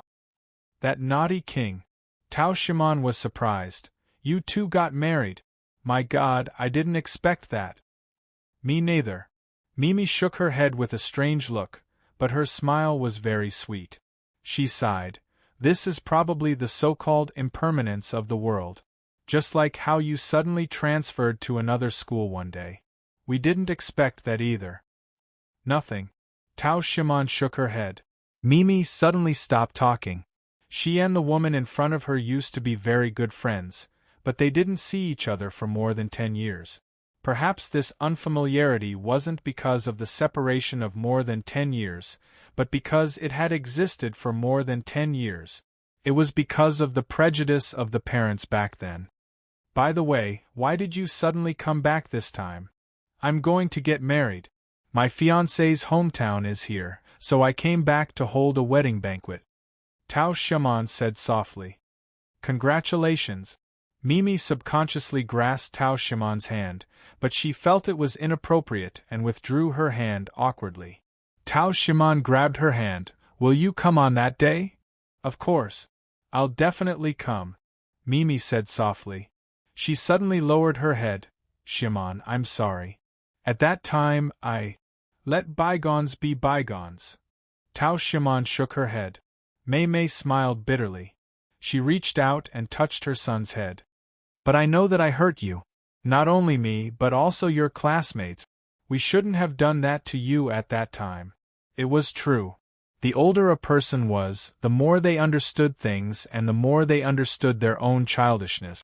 "Especially," Mimi said softly, "especially after having this little naughty boy, I understand it more clearly. Children's hearts are very fragile. They can hear and remember a lot of things that are far beyond our imagination.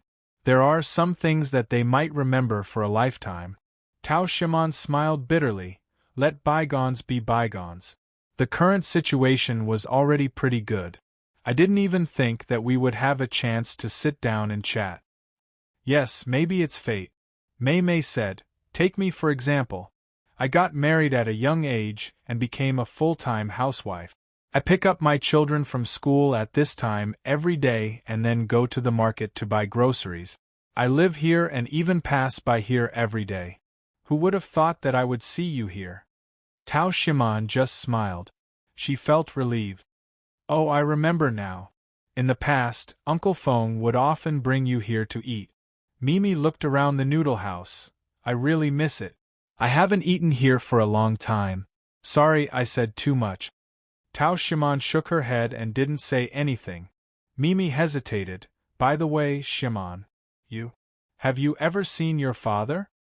"I haven't seen him for a long time," Tao Shimon said faintly. "I haven't seen him since his accident." "Do you hate him?" "Yes." Tao Shimon looked complicated. "In fact, I didn't hate him for a long time. But after a long time, I'll be afraid." Don't you want to see him? Mimi gently grasped Tao Shimon's hands.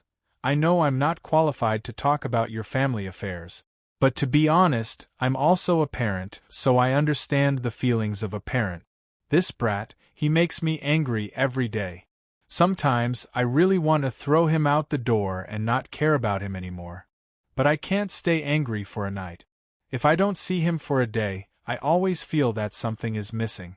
I think it's the same for Uncle Fong. No matter what the previous generation had done wrong, they had received the punishment they deserved. Your mother died early, so he raised you alone and never let you suffer any grievances. No matter what his identity is outside, whether he is a tailor or a criminal, he is just a father to you. Mimi, Shimon. Mimi said softly, don't you feel it? You've been living in happiness all the time. You had an accident when you were a child, but you met a kind person who adopted you. You grew up and met a fiancé who loves you. You've been living in happiness all the time, but you don't feel it. Why do you feel that these things are leaving you? Tao Shimon wanted to say something, but she found that she couldn't say anything. Shimon, great. You're really here. At this moment, Joseheo ran in panting and grabbed her hand. I didn't see it. I asked around on the way and found this place. Great. Are you okay? Are your feet painful? I'm fine. Someone is here. Tao Shimon shook her head. Only then did Joseheo notice that there was a mother and son beside them. He asked curiously, This is my classmate, Mimi. Nice to meet you. Joseheo said politely. Mimi nodded and looked at Tao Shimon with a smile.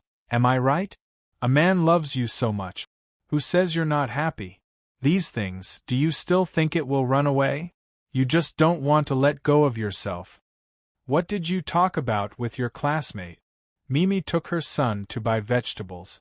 In the noodle house, Joseheo drank some water and asked curiously. Just some small talk.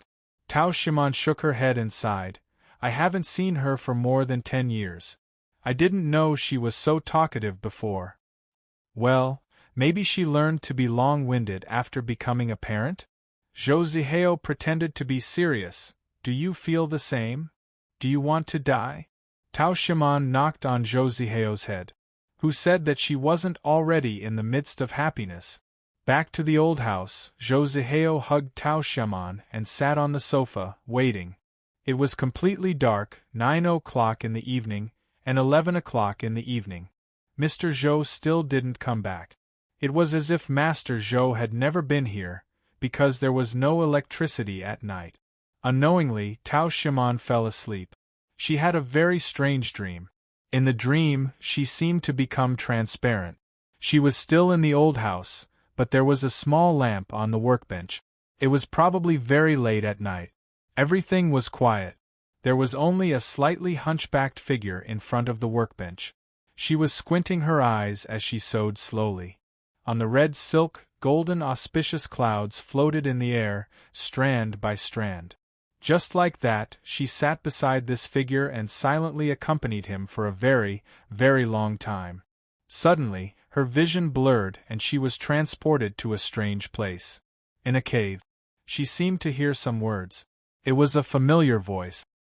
This dinner, this conversation, is already very worth it. Besides, I've been outside for such a long time. It's worth it. Why should I? Why should I let her live a life of happiness that she worked so hard to find continue to be a mess? I shouldn't appear in her life again. Send me back. She saw the old figure disappearing little by little in the thick fog. She saw herself still sleeping in the cave. She suddenly woke up. A ray of sunlight shone through the blinds. It was already dawn. She was still here, so was Joseheo. It turned out that the night had passed. Chapter 402. Her foot injury was getting better. From that day on, she moved back to this old house instead of living in the Tao's house. It was troublesome to connect the electricity and water since no one had lived here for a long time. But she had a fiancé who was willing to do anything for her. Joseheo didn't live in his own house either, but stayed here with her. They were waiting for a tailor day after day, but still didn't see him. At dusk, Tao Shimon would take Zhou Zihao to the noodle restaurant not far from downstairs. They would order 2 bowls of noodles, 1 bowl of shaved noodles and the other bowl of topping noodles. Women always liked to pour all the toppings in front of men into their own bowls. Later, Tao Shimon would occasionally meet Mei Mei and the kid to buy vegetables, and then they would chat. Time seemed to go back. Time went back again and again. She didn't know when they returned to the days when she was still a little girl. But she still didn't see that young man, nor did she see that Master Zhou. She had to leave the house where she had lived for some days. Her former, present home. Because the wedding date had arrived and she needed to prepare a lot of things.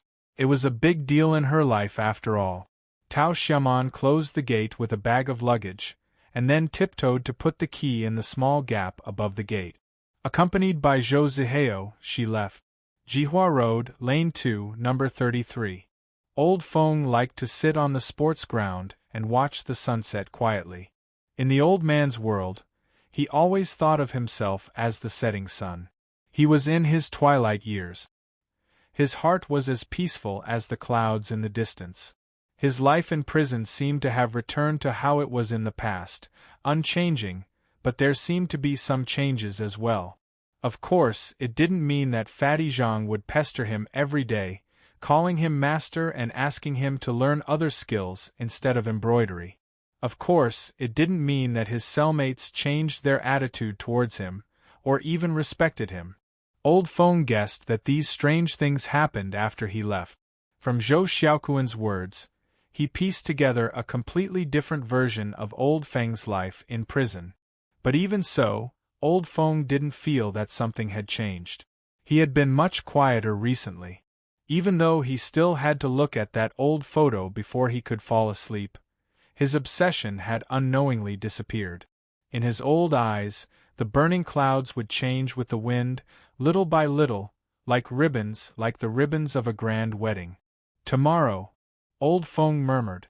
Then, Old Feng's lips moved slightly, and a figure appeared in front of him. He saw the mysterious boss who had given him so much. At dusk, the boss accompanied him to watch the sunset. Suddenly, "Sir, tomorrow is the last day of your deal," Luochio said softly. "If you wish, you can still go out tomorrow and enjoy the last part of the deal. Of course, if you decide to stay, we will still charge you the transaction fee." "No need."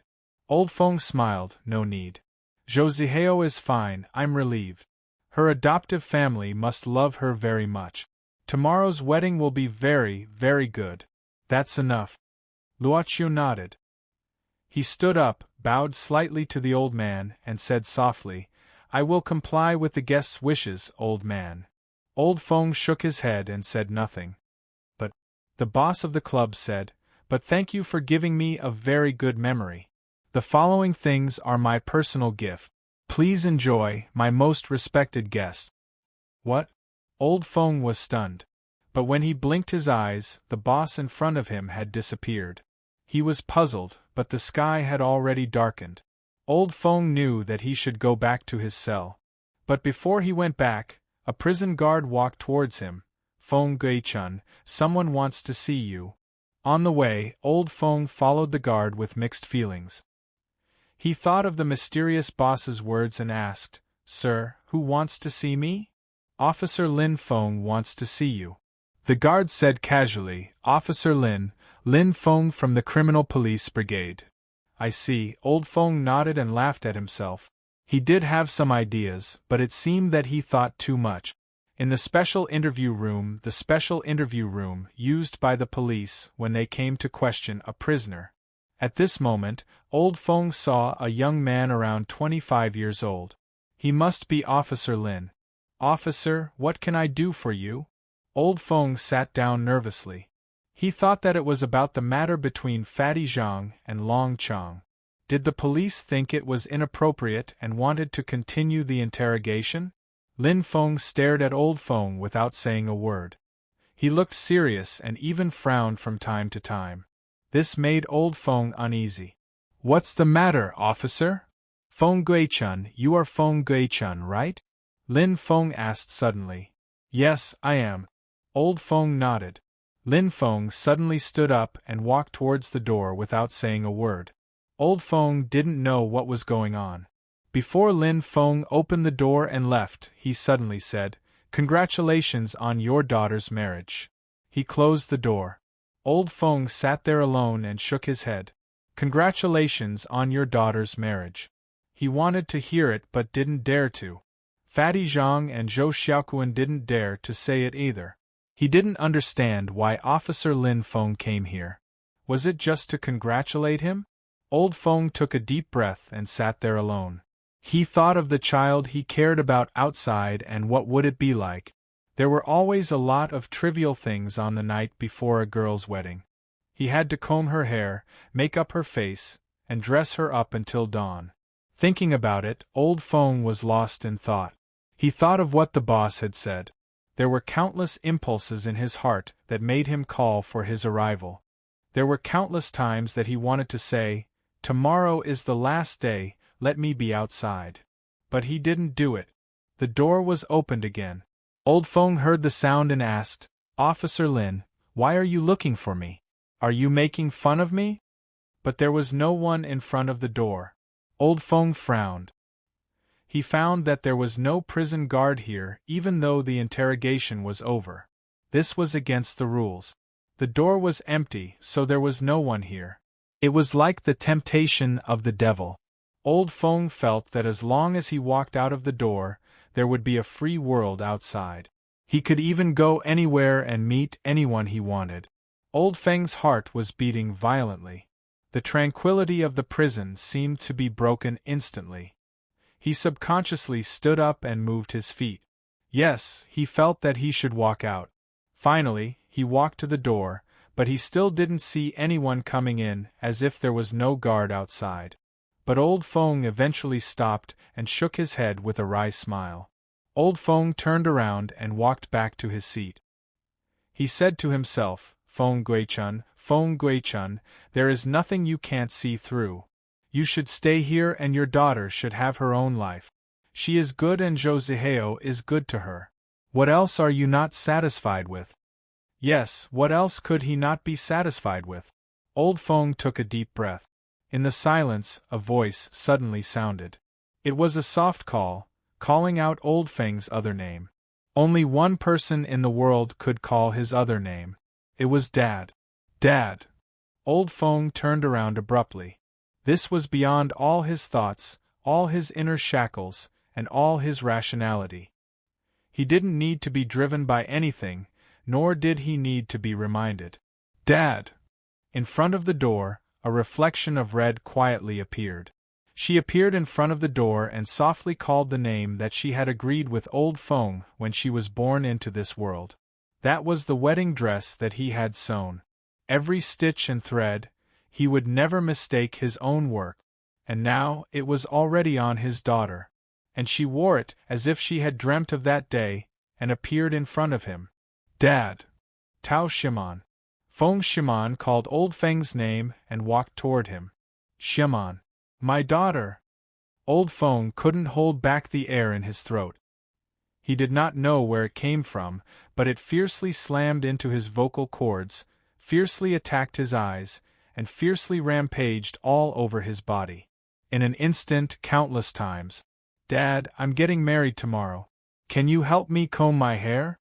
She said softly, and then slowly turned her body, causing her bright red dress to rise slightly. She smiled with tears in her eyes and asked, Am I pretty? Yes. Old Feng nodded. Yes. Old Feng nodded heavily again. Yes. Old Feng pursed his quivering face and mouth and slowly closed his eyes to imprint this smile in his mind. My daughter is the most beautiful one, the most beautiful one. Previous life and present life. You were my lover in the previous life and my daughter in this life. Now I'll make a wedding dress for you. Chapter 403. Wedding was full of blessings, no matter it was in a normal motorcade or a luxurious motorcade, in a high-end hotel or an ordinary restaurant. As long as it was not a malicious guess, people would be more willing to give compliment. Because it was a festive day. because it would always appear around you. Because it would always come when you were looking forward to it or when you were confused. No matter when, it would always come. It was the most important day for you and your other half. The bride was the most beautiful one on this day. Her smile was comparable to the brilliance of all the magnificent gems. Tao Xiaoman threw her embroidered ball into the sky with her blessing. Perhaps the embroidered ball made of pure white perfume lilies was too forceful, as it seemed to overtake the sea of expectant female guests in an instant. "Hey, where did you throw it? Look for it." Looking at the female guests looking for the embroidered ball, the bride couldn't stop smiling, and so did the groom. But it seemed that the embroidered ball couldn't be found after a long time. The groom couldn't help asking curiously, "Xiaoman, I didn't see the embroidered ball. Where did it go?" The bride just smiled. "I don't know. It was a happy day, so Zhou Zihao didn't care about such a trivial thing." At this time, he saw a young man beside the banquet, whispering, "Xiaoman, Officer Lin is here. I'll go and greet him. Thanks to his help, we made an exception." "Okay, I'll go there later." Tao Xiaoman smiled. It was indeed thanks to Officer Lin's help that they were able to make an exception and have such a special meeting in such a special meeting room. She didn't expect that Officer Lin would agree. But in life, there were always accidents that you and I couldn't predict and believe at the beginning. Tao Xiaoman's eyes swept through the crowd. She seemed to see a figure holding the embroidered ball and disappearing in the crowd. It was the third time she saw this figure. The first time in the old noodle house. The second time when she had to leave the old house to prepare for the wedding. It was just a simple sentence. He stood on the street as if no one could see him. The world seemed to slow down in Tao Xiaoman's eyes. He seemed to be saying something, but she couldn't hear him from such a distance. But Tao Xiaoman was aware of the voice coming into her ears. "Since you've been waiting and wanting to know, why don't you confirm it yourself? The answer may be in a place that you can reach." The mysterious young man disappeared into the crowd in an instant. Time seemed to return to its normal flow, just like now. "Xiaoman, Xiaoman." In the distance, Zhou Zihao waved at her. "Sai, I'll be right there." So the bride withdrew her gaze and walked towards her husband. She didn't care about the details anymore. Because this was the happiest day of her life. "To be honest, I'm still not used to drinking this kind of Western stuff. I can't believe you didn't use white wine. That's not right." At the corner of the prison field, it was dusk. Old Feng frowned, putting down the small cup in his hand, and couldn't help murmuring. Even though there were many things to complain about, Old Feng still drank one glass after another as the club's boss personally filled his glass with alcohol. Because this was the wine that was brought from the wedding banquet. As for the stone benches they were sitting on, there were also a few dishes from the banquet venue on them. Old Feng picked up a piece of meat and put it in his mouth. After chewing for a while, he asked, "What's this?" "It's a match made in heaven." Luochio answered softly, "It's just brine." Old Feng murmured with disgust, then put another piece into his mouth. Then he pointed to another dish, asking, "What about this one?" "It's the same with white hair." Old Feng continued, "It's just pig's trotters." But he still picked it up, chewing it little by little, and then took a sip of the wine that he didn't know how to describe. Time passed as the old man asked for the name of the dish, and tasted the taste. Later, Old Feng said that it was too boring to drink alone, so Boss Luo took off half of his mask and drank the wine with him. "To be honest, I haven't drunk with anyone for a long time." Old Feng was a little drunk. He looked up at the moon in the middle of the night sky and said with blurred eyes, "I remember the last time was several years ago." Luo Qiu asked curiously, "Can we drink other than celebrating the new year here?" Old Feng smiled. "Do you remember the police officer I told you about? He would drink with me and chat with me when he came to visit me. But those days are over. This time, you drinking with me reminded me of him." "Really?" Luochio raised his cup and clinked it with Old Feng's, looking at the moon with him. "It's a new moon tonight. Yes, it's a new moon.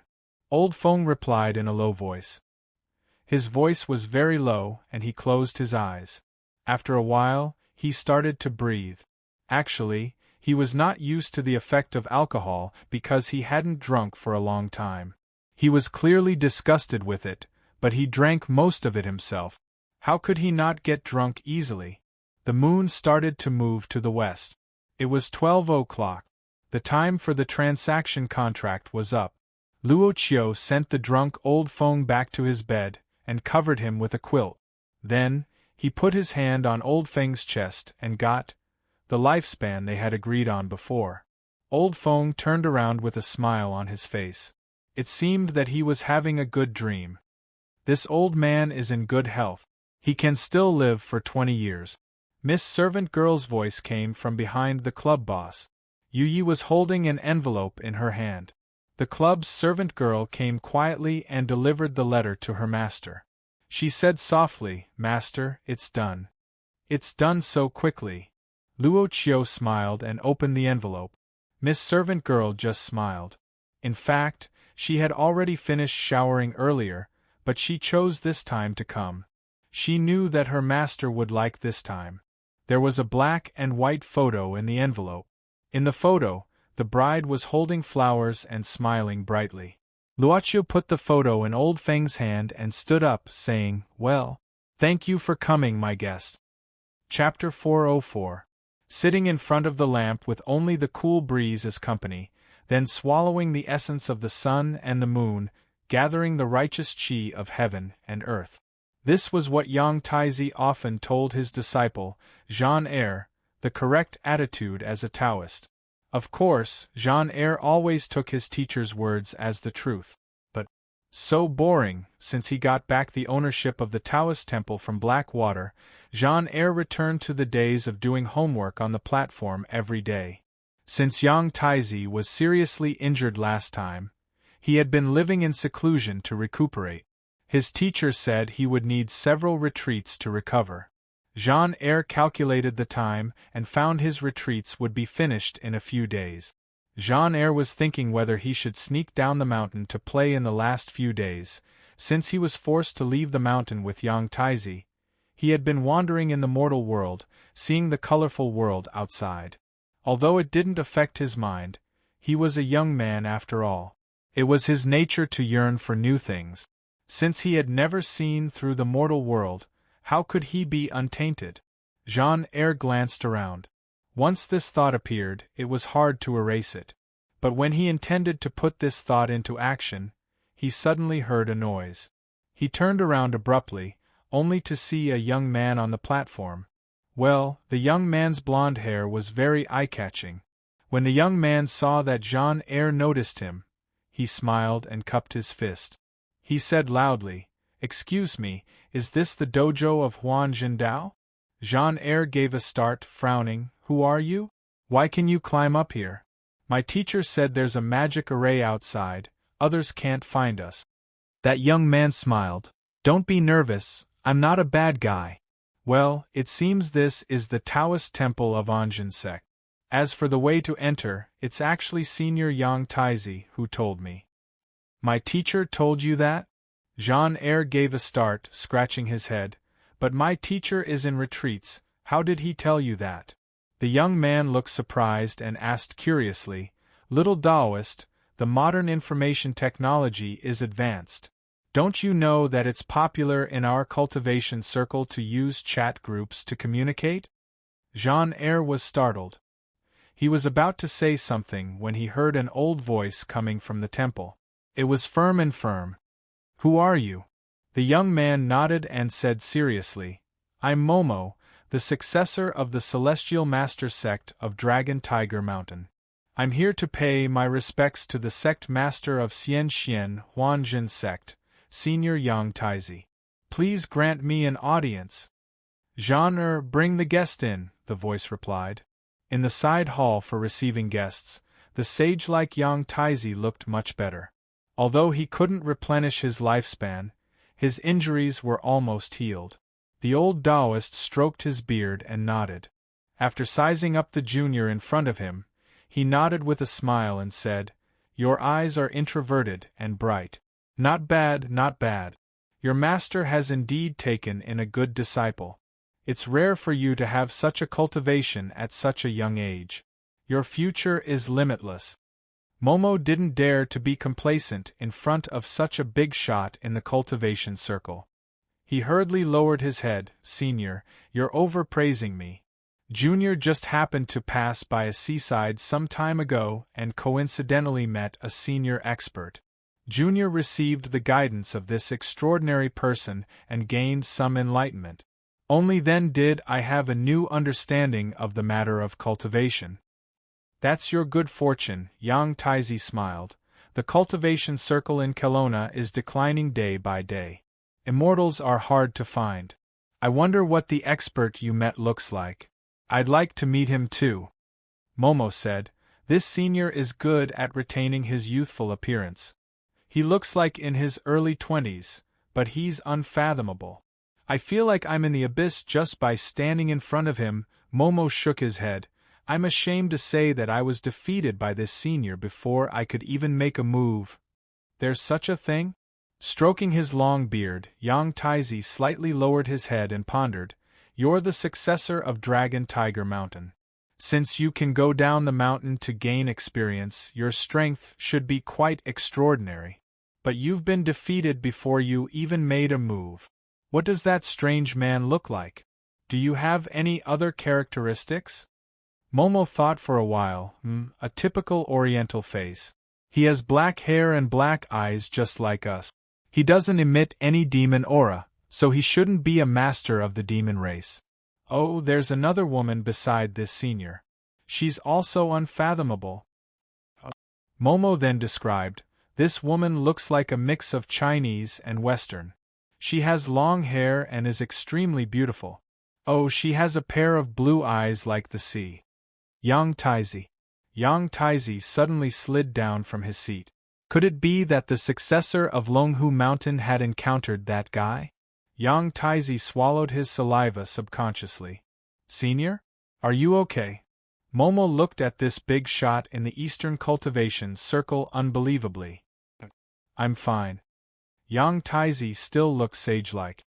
He stood up, saying indifferently, I've been sitting for too long recently, so I got a hemorrhoid by accident. Got a hemorrhoid by accident? Momo glanced at him with a weird expression. Cultivators purified the impurities in their body. Superior cultivators could even abstain from food and drink dew.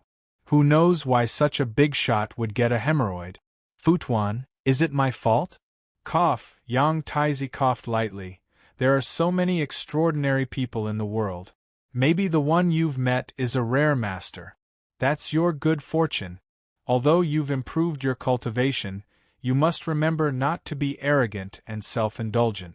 You have to know we cultivators need to follow the prescribed order step by step, like treading on thin ice. Junior will remember senior's advice. Momo nodded heavily. He still respected these good seniors. You've come a long way. You must be tired. Yang Taizi waved his hand. Go and have a rest. I know why you're here. Let's talk about it tomorrow. Junior will do as you say. Jean-Eyre took Momo to the guest room according to Yang Taizi's order and ran back soon. Master, I want a cell phone. Yang Taizi gave a start. What do you want it for? Jean-Eyre thought for a while. I want to join the group. That chat group of yours. Yang Taizi said indifferently. That's just a plaything, you can choose not to join it. Besides, there are all kinds of demons and ghosts asking for red packets. You're still young, you'll lose your mind if you join it early. Jean-Eyre thought for a while. Then I don't want to join the group, I want a cell phone. Yang Taizi snorted. I told you that's a plaything. But master, you hold a cell phone every day. Jean-Eyre exposed, even when you're in seclusion. Humph. Yang Taizi flung his sleeves. That's for learning about the outside world and the information of the cultivation world. What do you know? Jean-Eyre accused. Nonsense. You're watching the live broadcast. Don't think I don't know what you're talking about. Yang Taizi slid down from the platform. The next day, Momo took an ancient box from Yang Taizi and left this Taoist temple with Jean Eyre under Yang Taizi's order. When Black Soul number 9 walked into the club lobby, he saw the boss pouring water into a small potted plant with a cup. If he didn't make a mistake, there should be a plant called gem flower on the potted plant. "You're back." Boss Luo put down the cup, turning around and smiling at Black Soul number 9. Black Soul number 9 hurriedly came forward, lowering his head and saying respectfully, "Master summoned me, so I came back immediately. What can I do for you?" But he vaguely guessed that it might have something to do with his performance during this period. He indeed didn't have any new performance for a long time. On the other hand, although the club didn't require Black Soul envoys to come back to visit the master every day, but the new master had come back from abroad for a long time, yet he didn't come back to visit. That was a bit unreasonable. Luoqiu took a cup of water from Yu Ye's hand, drinking it before saying softly, "Number 9, do you remember the question you asked me last time?" Chapter 405. In the club. Luoqiu didn't look at Black Soul number 9's reaction, but stood up and walked inside, saying, "Number 9, follow me." Hearing the boss's words, Black Soul number 9 was a little confused. But despite his doubts, he still obediently followed behind his boss. Miss May didn't follow him, but just did her work as usual. She was very obedient and didn't ask anything. But before Black Soul number 9 left the lobby, he felt a burning gaze from a guy who was hung up in the corner of the lobby. The reason why Black Soul number 9 paid attention to this guy was that, strictly speaking, this guy was brought up by him. Tainzi kept blinking at this Black Soul envoy whom he first met and followed, as if he was saying, "Master number 9, please put in a good word for me in front of the master, and let me down." But Black Soul number 9. Number 9 turned around indifferently, as if he didn't see it. Black Soul number 9 didn't dare to stay too long, then he quickened his pace and followed the boss closely. However, he didn't dare to overtake or lag too far behind. Every step he took was very precise. The location was the basement of the club. In the depth of this room full of storage cabinets, there was the boss's exclusive desk. Luoqiu sat down, and pushed a stool in front of him slightly. "Sit down." "I don't dare." Luoqiu said. "You don't dare or you don't want to." Black Soul number 9 gave a start, thinking about the meaning of his new master's words. But he still couldn't figure out the boss's thoughts, no matter the current one or the former one. "Then I'll overstep." Black Soul number 9 calmly accepted the boss's invitation, nodding and sitting down directly. Luoqiu opened the drawer of the desk, taking out an envelope and pushing it to Black Soul number 9. "Take this, there's something inside. I think you can help me collect some information about it." Black Soul number 9 was stunned. He took the envelope with both hands. Of course, there were many things that he didn't understand. Theoretically, there was nothing that the boss of the club couldn't get. Even if he was the new boss and didn't have a rich family, it was still not something that the Black Soul envoy could guess. What was it that required the Black Soul envoys to search for? Luoqiu thought for a while and said, "Since I took over the club, including Tainzi, I have seen a total of 3 Black Soul envoys. The rest of the Black Soul envoys were still on vacation, but I didn't plan to wake them up for the time being. Also, I've seen number 18. Black Soul number 9 didn't dare to say anything. "I think you're more suitable for it," Luoqiu smiled and said. "I'm not sure if the thing I asked you to find is easy to find. Perhaps it will be easy for you to meet them, but it may also be difficult. However, as a reward, I will agree to your previous request." Black Soul number 9 couldn't keep calm, but he nodded heavily. "Master, please rest assured. I will do my best." "I like your attitude." Luoqiu nodded. "Go ahead. Open the envelope after you leave this city. You'll know what to do next." Black Soul number 9 was a very practical type. He nodded and stood up, turning into a cloud of black fog. But when he was about to leave, he suddenly stopped. "Is there anything else?" Luoqiu asked curiously. The black smoke of Black Soul number 9 paused for a while, and then said in a low voice, "Master, don't use the power given to you by the club if you can. You have a lot of Black Soul envoys and we can all be your arms." Luocio looked at the changing black fog quietly. It kept changing, as if it was revealing the waves in Black Soul number 9's heart. "I will," Luocio replied softly. "Then, I'll go now." The black fog left the first level of the basement. It didn't stop and went out the door. Luocio didn't leave the warehouse immediately, but pondered alone. It suddenly occurred to him that although Black Soul number 9 was ranked 9th, he was actually the last Black Soul envoy transformed by the former boss. Along the way, Black Soul number 9 didn't stop, but went straight to the edge of the city. When he passed by a big house, he took a look. He took a look at the courtyard of the big house. There was an old woman sitting quietly on a rocking chair, covered with a woolen blanket and quietly reading a book. Finally, he came to the edge of the city. Black Soul number 9 opened the envelope in his hand and saw what was inside: a map. It was the most common map of China, which could be bought on the street. Black Soul number 9 frowned. After careful study, he found a small red dot on the map. Place name: Jinggang. Mountain? The professor's name was Trev, an Australian from the other side of the ocean. Wang Yuechuan saw Professor Chui Fo in the airport. He wore a pair of round glasses and was a little balding. Not only among Westerners, but even among Easterners, Professor Chui Fo was relatively short. He carried a simple leather suitcase, and wore a suit that seemed to be a size bigger than his body. He looked a little funny, but he could answer Wang Yuechuan's question. "Hello, Professor Trev, I'm Wang Yuechuan." "Hello, Mr. Wang Yuechuan." Professor Trev nodded. "No need to be polite, I can't wait to see the ancient book you mentioned." This old professor was probably a person who was passionate about his scientific research all his life. Wang Yuechuan just contacted him according to the method given by his friend. After briefly talking about the ancient book, the professor directly flew over from Neon. It seemed that he directly stopped his exchange activities in Neon. "Professor Trev, please come with me." Wang Yuechuan was also a person who pursued efficiency. He hit it off with the old professor and directly left the airport. Of course, the place to go was definitely not the police station, but the apartment that Wang Yuechuan temporarily rented here. "Professor, are you okay?" In the car, Wang Yuechuan frowned and asked when he saw Professor Trev's forehead full of sweat.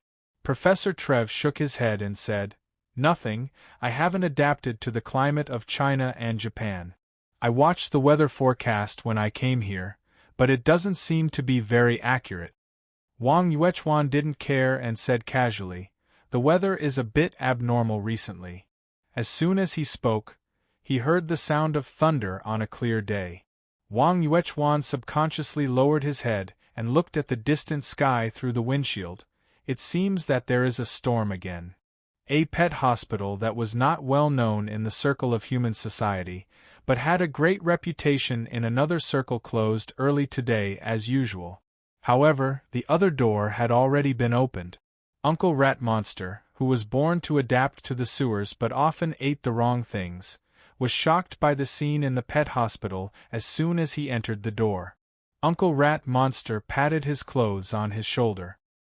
His clothes were wet due to the sudden heavy rain. "Little butterfly, what did you do today? Why are there so many patients? Wasn't it? It was full of monsters inside and outside. Moreover, these demons were all slumped on the ground as if they had nothing left to live for.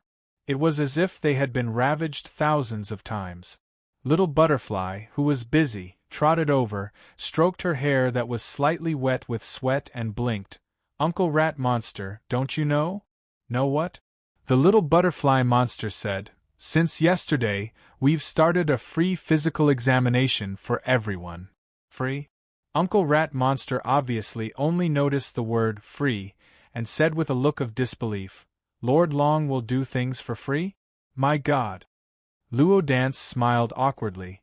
It's not Sister Long, it's Sister Zijuan who said that.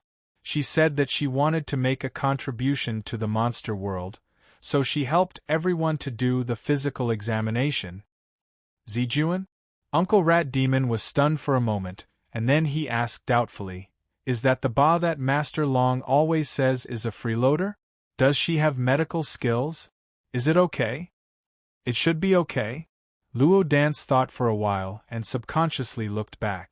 Through the glass of the medical room, she could see that Su Zijuan was wearing a white gown that didn't fit her at all, and was familiarly fiddling with the tools in the medical room. Obviously, this was Long Shirua's gown that she took directly. "It should be?" Uncle Rat Monster looked doubtful, but after looking at the crowded city of monsters, he thought for a while and suddenly said, "Well, can I also do the examination?" "Yes." Sister Zijuan said that as long as you are a monster, it's okay. Oh, Uncle Rat Monster narrowed his eyes and rubbed his hands. Lord Long is famous for being stingy, and there's never such a good thing as a free examination. It seems that it's good that she's not here recently. Come on, what should we do first? Little Butterfly thought for a while and said, "Oh, let's draw blood first." "Blood test. Okay, no problem." Uncle Rat Monster nodded, but immediately his face changed slightly, and he said in a trembling voice, "Well, why is the syringe so big?" Sister Zijuan said that to draw more blood, the test will be more clear. Luo Dance thought for a while and said, "Rat Demon." Uncle Rat Demon sighed in his heart. He felt that he probably knew what the free physical examination was all about. What was going on with the other demons here, who looked like they had nothing to live for after being raped? Chapter 406. At this time, Su Zijuan's voice came from the medical room. "Next one, come in. Don't waste time." Uncle Rat Monster suddenly trembled, and said subconsciously, "Well, I suddenly remembered that I have something to do, so I won't have a physical examination today." Uncle Rat Monster hurriedly waved his hand and retreated. When he reached the back door, he directly opened it and ran out without looking back. "Hey, Uncle Rat Monster. Medicine." It was a pregnancy-stabilizing medicine for Aunt Rat Demon. "Don't you want it?" Luo Dance's voice came from behind. "Another day," Uncle Rat Monster answered without even turning his head. Who would dare to stay here any longer? They would only be at peace if a large tub of their blood was drawn. As the saying goes, don't be afraid of thieves stealing, but be afraid of thieves thinking about you. If there was a chance that his blood type was suitable for the drought demon's appetite, it would be terrible. Uncle Rat Monster didn't think that his small body could support the appetite of a drought demon, although this drought demon only had half blood. Dad is back. Rat Monster returned home at night. It was not a big place, but it was very suitable for living. Of course, it was only suitable for Rat Monster. Because it was a dark and damp basement, ordinary people would feel uncomfortable living here. But for rat monsters, it was the best living environment, because below the basement there was a sewer pipe that connected the city in all directions. Rat Monster's wife with a big belly poured a cup of tea for Rat Monster and asked him to sit down. "Have you eaten? I picked up some canned luncheon meat in the afternoon." "You're pregnant, so don't run around." Uncle Rat Monster looked at his wife reproachfully. Even so, the tenderness in his eyes couldn't be concealed. At this moment, Uncle Rat Demon's group of children immediately threw themselves at him. The whole family was happy and harmonious. This was a good time to wash away the tiredness of the day. Yes, it should. However, Uncle Rat Monster's mood had changed slightly. "Dad, I want a new toy." Dad, can I buy a new pencil case? I have used it for more than a year." Daddy. Hubby, this month's electricity bill is a little high." A sense of helplessness like that of a middle-aged man began to spread from Uncle Rat Monster's body, making him sigh inwardly. Although rat demons were demons that were more suitable for living in cities, they were not much better off than other demons. Originally, rat demons were cowardly by nature and had limited demonic powers. They had always been at the bottom of the demon race. This rat monster had always abided by Longshirua's rules and lived peacefully in this city. Although he could not earn much money, he was able to support his family of more than a dozen people. However, recently, Uncle Rat Monster began to worry. Not only was there going to be a new member of the family soon, but the other children of the family were also starting to grow up. Spending money like water. Uncle Rat Monster starts to feel that his meager salary as a city pipeline worker is not enough to make ends meet. Later that night, Uncle Rat Monster tossed and turned in bed. He was very agitated, so he put on his shoes and went out. It was still raining outside, but for Uncle Rat Monster, it was not an inconvenience to go out, because he walked through the underground pipeline of the city. Soon after, Uncle Rat Monster came to an old factory park in the city. This place had been abandoned, and many factories had been emptied. The various apartments built here in the early years were not many people living here. Uncle Rat Monster walked through many factories and then came to a place where all the doors and windows were closed. He quickly knocked on the door several times. Soon after the door opened, a slim boy with smoky makeup on his face appeared in front of Uncle Rat Monster. Then there were all kinds of noises inside, which directly shook Uncle Rat Monster's eardrums. Inside there were music, psychedelic lights, and all kinds of smells. Uncle Rat Monster took a deep breath and spat out a bead from his mouth, giving it to the boy. The boy with smoky makeup thought about the bead in his hand and then smiled. "Welcome." Uncle Rat Monster couldn't wait any longer as he lowered his head and walked in. He felt that his nerves were much more relaxed at once. Listening to the loud music that seemed to be able to shake the soul, Uncle Rat Monster felt like he was enjoying a full-body massage. He felt that his bones were also beating with the rhythm. Humans had places to seek stimulation and relaxation, so did monsters. Therefore, this was a place for monsters to drink and chat to release pressure, Elysium Bar. Of course, Uncle Rat Monster didn't come here often. After all, the consumption here was not money, but monster power. The bead he spat out before entering was condensed of monster power, which was the entrance fee here. The environment of the city was not good. It was more difficult for monsters to accumulate monster power than to make money.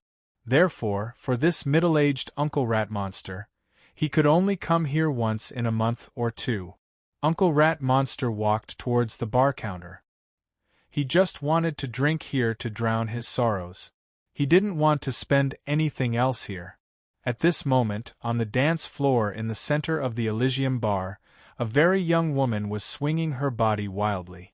Wearing hot pants and a vest, accompanied by the hot music on the dance floor, her every movement was full of temptation. Below the dance floor, some of the demons who had slightly revealed the special features of the demon race because of their drunkenness cheered even more passionately. A cup of fiery salamander. Uncle Rat Monster sat down and withdrew his gaze from the dance floor. He propped his legs on the bar counter and looked at the bartender, a boar monster. "Is this the new dancer? I haven't seen her before. What's her background?" "Her?" The boar bartender poured the red liquid into the cup and said, "She's not a dancer. Like you, she's here to have fun. But I don't know what her background is. According to the rule here, we don't ask about guests' backgrounds." "Really?" Uncle Rat Monster shrugged. He drank the fiery salamander wine and narrowed his eyes, clicking his tongue in amazement. "But this girl is really hot." "What? You're such a coward. You dare to have ideas?" The boar bartender disdainfully said, "I'm not against you. Look at the dance floor, 8 out of 10 people want to have ideas about her, but they are all well behaved. They only dare to look but don't dare to move." Uncle Rat Monster stretched his neck. He liked to listen to gossip. The boar bartender came closer and said seriously, "I only know that she appeared in this half a year. She came here once or twice. Including today, it's the 3rd time. It's not surprising that you haven't met her before. But this girl is not easy to deal with. Just like last time, there was a reckless person who went to harass her, but what do you think happened afterwards?" What happened? The wild boar bartender suddenly put an ice bucket in front of Uncle Rat Monster heavily as he pointed at the ice inside. Look, it's like this. It's been turned into ice and will break into pieces the moment you touch it. Uncle Rat Monster immediately shrunk his neck. He was at the lowest level of monster power, so he had a lot of scruples when hearing such a sharp foreign monster directly turned into ice. What kind of monster is she? The boar bartender shrugged and said, I don't know, but I heard that her name is Leezy. Uncle Rat Monster nodded and remembered the name. He didn't ask more, but lowered his head and began to think about his real purpose of coming here, a monster and drinking alone. One more glass. After only 10 minutes, Uncle Rat Monster was already a little drunk and finished 5 glasses of fiery salamander wine in front of him. You seem to have something on your mind? The boar bartender asked curiously while wiping the glasses. Uncle Rat Monster raised his head and gave him a smile. He burped and said, You don't understand, you don't understand, you don't understand, tell me. Uncle Rat Monster shook his head and said, I want to ask you a question. Tell me, burp, tell me, is there any way to make a lot of money, quickly and safely without breaking Lord Long's rules? The bartender suddenly approached and whispered, There are many ways to make money quickly and safely, but there are not many ways to make money without breaking Lord Long's rules. Uncle Rat Monster was stunned and said drunkenly, Not many, how many? Chapter 407. My master shaves her leg hairs in the bathroom every day. Alas, that's nothing. I'm even worse. My master's armpit stinks, but she always likes to lift me up. That's nothing. My master sometimes puts strange condoms in my private part and asks me to stab it hard. Inside the pet hospital, the cats, huskies, and other pets waiting for treatment were complaining to each other. Of course, they were complaining to each other in their beast language. Actually, they were just barking and meowing sounds. The owners thought that their pets were happy to see so many friends. But Luo Dance, the nurse here, could understand them. Would it be bad to tell these customers the real meaning of their pets? What was the strange condom? The little butterfly monster was worried about this problem. Even so, Luo Dance, the nurse, was not careless about her job. She could understand the language of these little animals, so she could treat them well. It was much easier to treat the problems of these pets than to treat another kind of customer. Dance, someone is looking for you outside. A female customer pointed to the outside of the treatment room. Luo Dance turned her head and saw a small head looking up from the glass window with a pitiful look. Luo Dance was stunned. She had a good memory and recognized that this child was actually Uncle Rat Monster's son. Well, the eldest son, Cheese. But Luo Dance not only saw Uncle Rat Monster's eldest son, Cheese, but also his wife, Shu Xiaoshu. At the back door of the pet hospital, Luo Dance closed the door and said in surprise, He's gone? The female rat monster with a big belly nodded and said worriedly, Yes, after he went out last night, he didn't come back this morning. I called him but he couldn't get through. Shuyu has never been like this. Butterfly Monster thought for a while and said, Is it possible that Uncle Rat Monster is working, so he can't answer the phone? Shu Yu's wife, Shu Xiaoshu, said, I called the cleaning company where he works and his colleagues said he didn't come to work today. I know that he came to the hospital yesterday. I had no choice but to trouble you. Well, Uncle Shu Yu did come yesterday, but he left soon. He didn't even take your medicine. Luo Dance tilted her head and said confusedly, But where did he go? It might be that place. Shu Xiaoshu said with some fear. Where? Pure land of bliss. Shu Xiaoshu didn't speak, but her cheese stretched his neck and said, Mom said that children shouldn't go there because it's very dangerous. But sometimes my father goes there secretly. Dad would even lie to Mom and say that he was working overtime, but in fact we all know. Luo Dance looked at Shu Xiaoshu, who said with a serious face, In fact, I asked Cheese to find his father's scent in the morning. After finding the place, the scent disappeared. That place can only be solved by Lord Long. The little butterfly widened her eyes and asked in confusion, Auntie, where is the Elysium world? Why do you seem to be afraid? As soon as the little butterfly asked the question, a cold voice came from behind her. Of course a weak monster like her would be scared. Luo Dance turned back and found Su Zijuan had appeared behind her. She asked subconsciously, Sister Zijuan, do you know anything?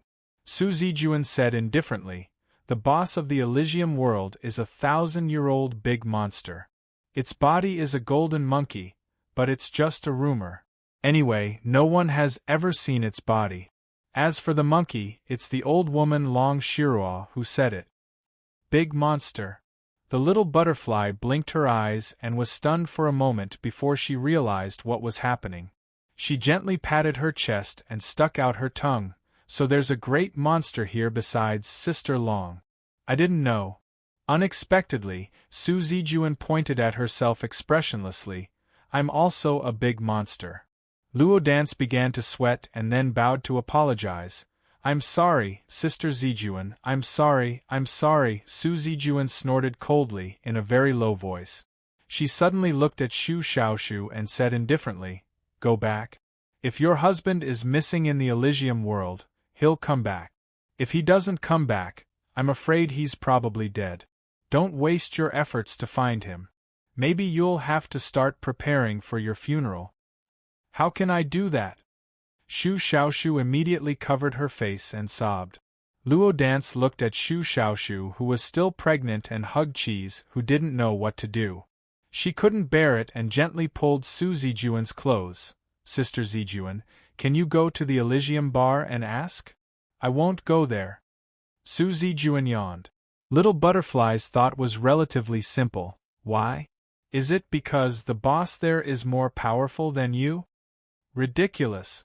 That monkey whose head was clamped by a door can only kneel down and lick my boots. But why don't you go there? Little Butterfly asked confusedly. That's because, humph. Su Zijuan snorted. No one can order me to do things. Your Excellency, please do me a favor and help me inquire about my husband. At this time, Shu Xiaoshu directly knelt on the ground with her hands on her knees. With her big belly, she even began to bend over and kowtow. Please, I beg you. You, what are you doing? Get up, get up. Okay, I'll go there and ask. Su Zijuan turned around and snorted. Listen, I just want to settle some old scores with that monkey, not because I sympathize with you or help you. Su Zijuan turned around again and said seriously, Remember, no one can. Before she finished her words, Luo Dance had already answered with a smile. No one can order Sister Zijuan to do things. I know. She really couldn't make people angry. Where on earth did that old woman Long Shiruo pick up this little butterfly monster? Su Zijuan sighed silently. Old woman, where did you die? Taiyinzi tried hard to make his body swing, in order to attract the attention of the owner, who was reading below. Swaying and swaying, it had already formed a rather large arc under the ceiling. Luoqiu took the book and suddenly picked up a piece of Miss Maid's handmade cookie to eat. He curiously asked while eating, Taiyinzi, what do you want to say? Taiyinzi found that the black cloth wrapped around his face suddenly disappeared. He hurriedly said, Master, after I learned from the painful experience, suddenly interrupted. Luoqiu interrupted. Is this the same excuse as last time? Luoqiu asked with a smile. If you don't have anything new to say, then you can only wait until Yu Yi is in a good mood before you can be released. It's up to you to release me or not. Taiyinzi didn't dare to say such words directly. Of course, this old bastard wouldn't simply think that he was hung up because he touched that gramophone. In fact, the boss of this club was very black-hearted. This was clearly an alternative punishment for what happened in prison. Taiyinzi, don't you know that master likes honest children? Yu Yi said indifferently at this time. Do you know the consequences of intentional deceit? Taiyinzi was in a cold sweat. This old bastard seemed to throw caution to the wind today. He took a deep breath and said, Master, can you release me tonight? After tonight, I will continue to be tortured. Miss Yi can hang me for as long as you like. Why tonight? Do you have anything special? Luoqiu asked curiously. It's a little important, Taiyinzi stammered. But when he saw the servant girl's narrowed eyes, he shuddered all over. Tonight is the concert of Germanic Chariot. I don't know when I'll be able to attend it. If I miss it, it's them. I haven't paid much attention to them recently. Luoqiu nodded thoughtfully. Taiyinzi stretched his neck and said expectantly, Master. The boss of the club suddenly closed the book in his hand, stood up and chuckled. Yu Yi, let's go to the concert tonight. Taiyinzi was stunned. Chapter 408. Luo Dance glanced at Uncle Rat Monster's photo. The wedding photo Aunt Rat Monster showed her. After looking at it, the little butterfly monster carefully put it on her backpack and bent down slightly. Sister Zijuan, how do we get in? Even though the little butterfly monster was the petite type, Miss Su Zijuan, who only had half of the Hitorigami bloodline, was obviously shorter. Su Zijuan looked at the sky. It was already dark. They waited until nightfall, when the pet center was closed, before taking action. Luo Dance didn't intend to come. Butterfly Monster listened to Long Shirua's order not to go to cram school, but she didn't say that she couldn't take the college entrance examination. So she studied hard in the evening after work. In addition, a human guest introduced her to read a book when she came for treatment. It was very good. The book was called XXX Club. But, let's go, I'll show you the world of adult monsters. In this way, they came to this almost abandoned industrial park. Generally, the amount of demon power bead condensed by monster power is not much. 1 month's worth of normal amount is enough for the entrance fee. Su Zijuan walked toward the cargo hold with all the doors and windows closed, saying, the consumption inside is also the same, all of them are paid with demon power beads. 1 month's worth of normal amount is just the entrance fee? Butterfly Monster stuck out her tongue. Since she mastered the skill of mathematics, Butterfly Monster didn't need to count her fingers. She knew what the so-called 1 month's worth of normal amount was. It was a constant that in places like mountains and forests, there was more vitality than in cities. Now in cities, the ratio was generally 1, 2, 3. In some areas, such as heavy industrial areas or heavily polluted places, the ratio was higher. That was to say, if a monster lived in cities, the entrance fee alone would cost 2 or 3 months of accumulation of monster power. The world of adult monsters is so expensive, Su Zijuan said coldly. Of course it's expensive for someone like you to absorb the moonlight normally. Little Butterfly didn't say anything. Although she didn't know much about the human world, she still knew a lot about the basics of the demon world. She knew that there were other ways besides not being pure. This made her subconsciously recall the mantis monster that had once chased after her. Devouring other monsters was a way to rapidly increase one's demonic power. That mantis monster was no longer around. It was now working in Sister Long's hospital. The fear of being eaten by the mantis monster every day seemed to be a thing of the past. But if he hadn't found that place in the beginning and hadn't met that boss, he wouldn't have had this kind of life later on. Little Butterfly suddenly thought of the uncle and auntie in the bun shop. She thought of the boss who gave her honey twice. She almost became absent-minded. We're here. Su Zijuan stood in front of an iron door. Luo Dance came back to her senses and quickly put her palm to her lips, then took a deep breath. What are you doing? Su Zijuan frowned. Luo Dance seemed to have something in her mouth. She blurted out the entrance fee. Sister Zijuan, wait, I'm not very proficient in spitting out demonic power, and it's only for 2 months. Why are you spitting it out for 2 months? And your entrance fee?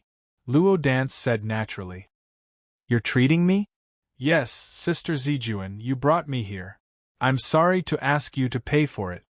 Little Butterfly blinked her eyes. When the aunt of the bun shop took me in, she taught me not to care so much for my good friends. Su Zijuan was slightly stunned. Little Butterfly put the 2 demonic power beads in her palm and looked at them. Sister Long is very kind to me. Sister Zijuan is also very kind to me. There are not many people in this world who are kind to me, so.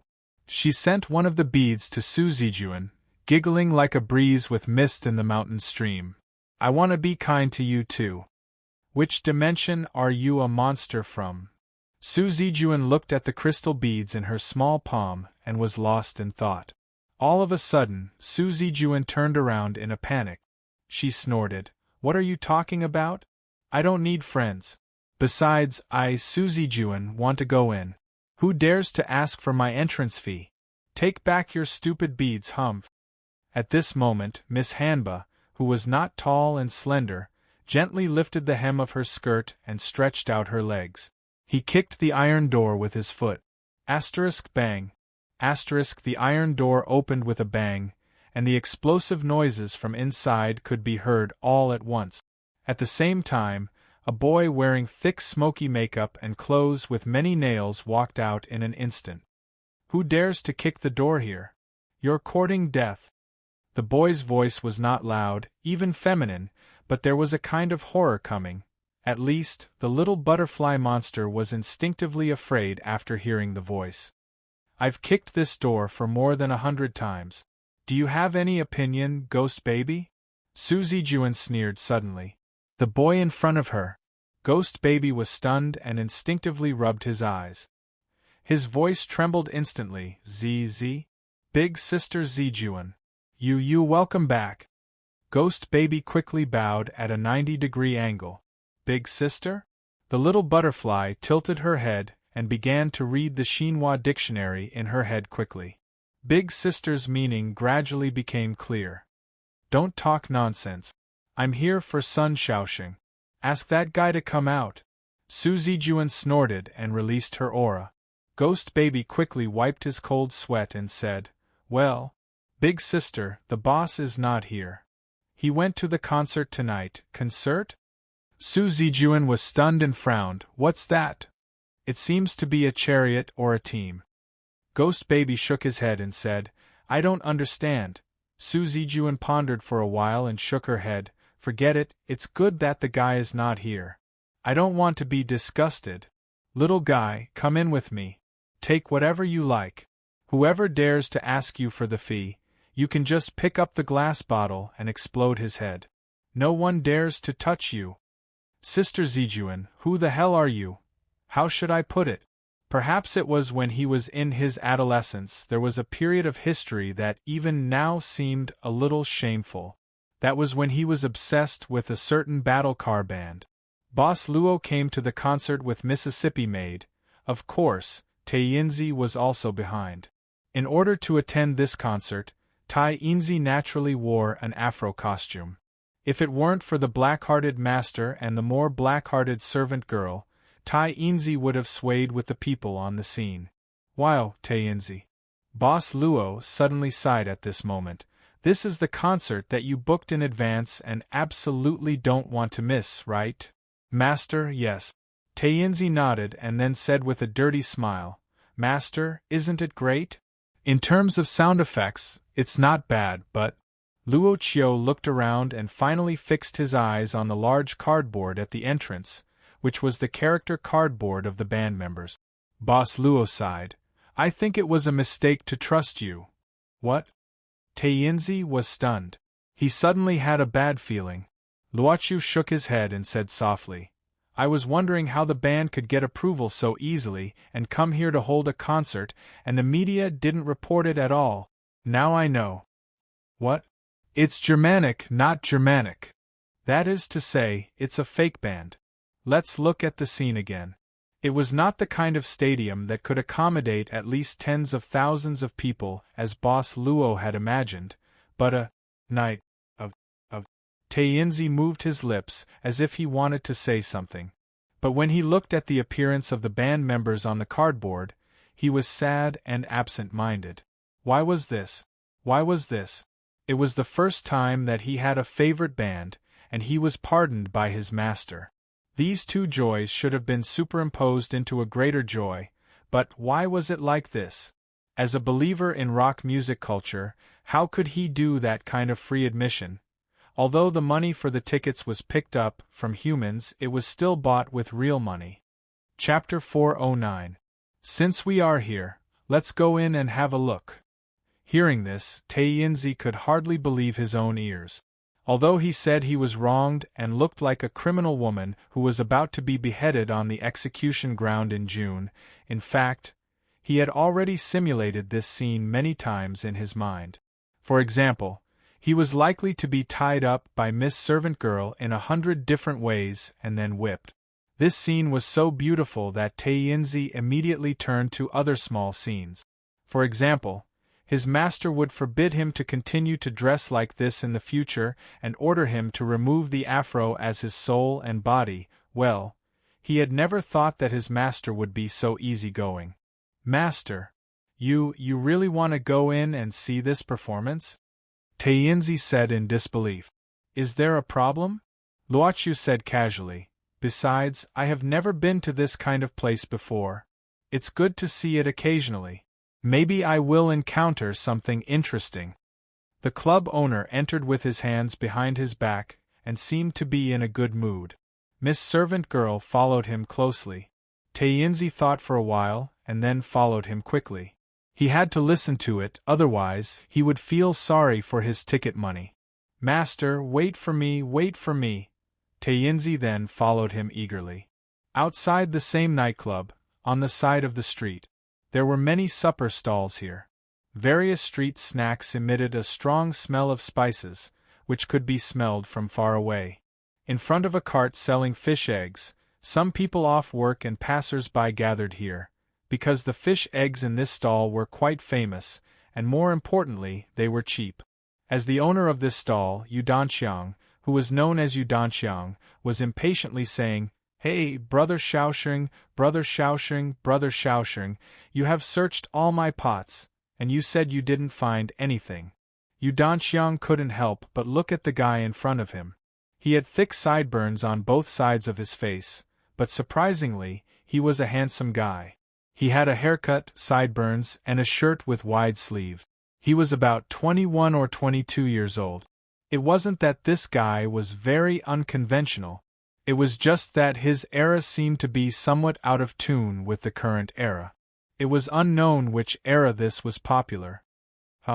Yu Danxiang, don't think I don't know that you always put the biggest fish eggs at the bottom of the pot. The young man narrowed his eyes and said with a Sichuan accent, "As long as there's a bamboo stick, even if it's an iron pot, I'll show you." Yu Danxiang did not take these words as a joke, because he had indeed seen the other party really use a bamboo stick to pierce a perfectly good iron pot. Why didn't you let me find you? Brother Shaoxing showed his results with a smile. There were several large fish balls on a bamboo stick at the moment. The other customers followed suit and began to search for pots enthusiastically. Brother Shaoxing flicked his finger, and a few coins accurately flew into Fish Ball Chang's money box. He left with a proud and indulgent look on his face. Yu Danxiang could only watch the other customers begin to ravage his stall with a bitter face. He simply ignored it, opened the folding stool, sat up, and lit a cigarette. He glanced at his money box, and then glanced at the strange guy with sideburns, and took a light puff of the cigarette. His name was Yu Danxiang, and he had been selling fish balls here for several years. He only knew that his name was Shaoxing, and he was a strange guy. He spoke a thick Sichuan accent, but he didn't like to put chili sauce in his fish balls. Every time, he could find a few large fish balls that he deliberately hid. He didn't know who he was, and he didn't ask him anything. They were just, one was selling fish balls here, and the other was looking for hidden fish balls here. They only met each other once in a few days, as if they just enjoyed it. They met by chance. No matter tomorrow. After that, Brother Shaoxing with sideburns gently swayed his body to the rhythm of the huge sound system outside the nightclub. No one stopped him, because he was a regular here. The nightclub's underlings at the door saw him, and they would eagerly call Brother Shaoxing and follow him everywhere. Of course, he was not the boss or shareholder here, but he was a person that the nightclub's boss would be willing to curry favor with. By the way, Brother Shaoxing also liked to eat street snacks outside. Brother Shaoxing, you came early today. Ha, it's lively today. Brother Shaoxing smiled and said, I like to join in the fun and watch the fun. Do you know why? Why? The nightclub's underling asked subconsciously. Brother Shaoxing squinted and said, Haven't you heard of the saying, watching the fun doesn't make things worse? Brother Shaoxing is right, you are right, yes, that's the attitude. The nightclub's underling said happily, I admire you, Brother Shaoxing. Come in, please, there are already a lot of people here. Brother Shaoxing picked a fishball and put it into his mouth. He smiled and said, I see, there are really a lot of old ghosts here. Brother Shaoxing squinted at the entrance, looking at the back of the person with an afro. Old ghost? The nightclub's underling was stunned. He looked around and wondered, I don't see any old people, Brother Shaoxing. Brother Shaoxing pointed at the bamboo stick in his hand and smiled. Can't you see? Isn't there one behind you? Behind? The nightclub's underling turned his head, but he couldn't see anything. But when he turned his head again, Brother Shaoxing couldn't see it. But he seemed to feel a little cold behind him. The nightclub's underling suddenly shivered and shook his head. He asked other guests to take it. The sound system outside the door was louder, in order to make the atmosphere more lively. Rumble, deng deng deng deng. By Yubi Luo Dance had never seen such a lively scene. Monsters didn't need to deliberately maintain their human appearances here. Some of them were crazily shaking their heads on the dance floor, some were already drunk and lying in the corner. Of course, there was also a shocking scene for Butterfly. Little Butterfly spread her fingers and covered her eyes. She saw that in a dark corner, a dog-type monster who had revealed his true form and a feline-type monster who had revealed his true form were. Butterfly's face turned red. She quickly lowered her head, pursed her mouth and bit the straw, drinking a very sweet drink. The world of adult monsters was so scary. Luo Dance felt that her face was hot and her heart was beating fast. Suddenly, Luo Dance felt that her eyes seemed to see a lot of spirals. She didn't know why the surrounding scene slowly turned upside down. But even so, Butterfly was very safe, because the guy named Ghost Baby was sitting not far away and staring at her. While playing with a small knife, the Ghost Baby would occasionally flash a terrifying smile on his face. He easily scared away the monsters who had been emboldened by the alcohol that approached him. Ghost Baby looked up, on the second floor of the renovated warehouse. Inside the huge floor-to-ceiling glass, Su Zijuan was talking with another guy. That was the manager of the Elysium bar. Since the boss, Sun Shaoxing, was absent, the manager was in charge. Humph, this old tortoise. Ghost Baby lowered his head and muttered. Of course, old tortoise wasn't a derogatory term, because the boss of the Elysium bar was indeed a tortoise. His name was Chichi Kamaya. Your Highness, what can I do for you? Chichi Kamaya said slowly. Su Zijuan glanced at the old tortoise. She knew that she couldn't change the old tortoise's way of calling her, so she came straight to the point. Have you seen a monster named Shuyu? Shuyu? Shuyu? Chichi Kamaya frowned and asked tentatively, Princess, is this Shuyu a big shot in the rat clan? I don't seem to have any impression of him. He's just a small monster. Su Zijuan sneered. Is there a big monster in the rat clan? Well, no. Chichi Kamaya nodded and continued to ask, Princess, why are you looking for Shuyu? What's the relationship between Shuyu and the princess? Just tell me whether you've seen him or not. No need to ask more. Su Zijuan said indifferently, This Shuyu is missing and the last place he came is here. In addition, his smell started to disappear from here. This, Chichi Kamaya said awkwardly, Princess, you know, as long as the monsters here don't make trouble, we won't care.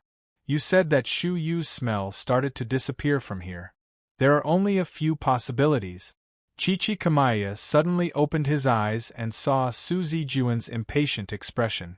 He changed the topic.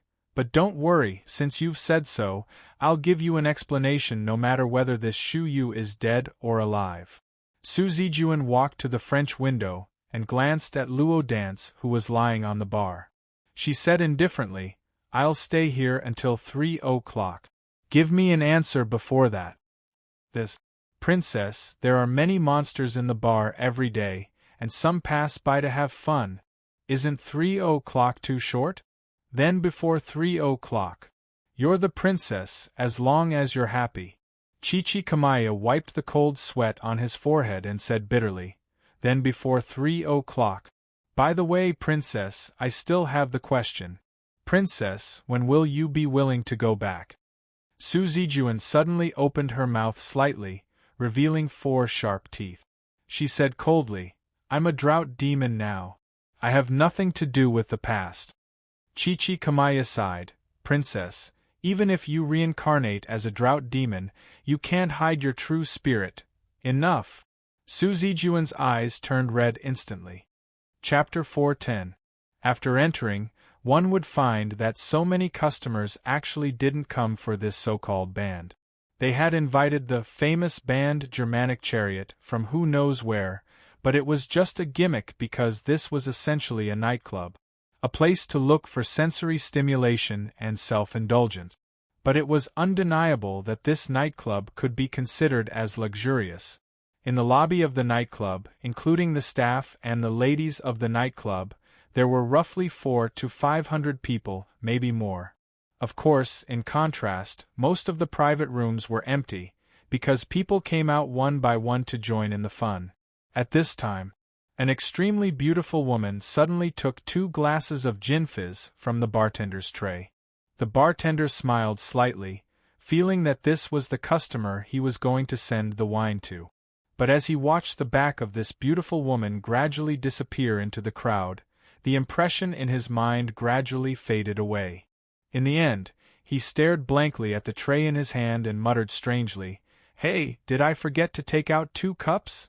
Gin fizz, this was the only thing that Miss Maid found in this place that could be considered to be within her master's taste. Of course, she preferred to make it herself. But her master said, Since you're here, do as the Romans do. Seeing Yu walking out of the crowd, the club boss, sitting in front of the bar counter in the corner, smiled faintly. He took the glass of gin fizz from Yu's hand and gently clinked the glass with hers. To the most beautiful girl tonight, how about a toast? Yu raised her glass and responded softly, Cheers. No one would disturb the time between the boss and Miss Maid, because for everyone, they didn't exist. Yu smiled slightly, her light lips slightly opened, and the colorless gin fizz flowed into her mouth.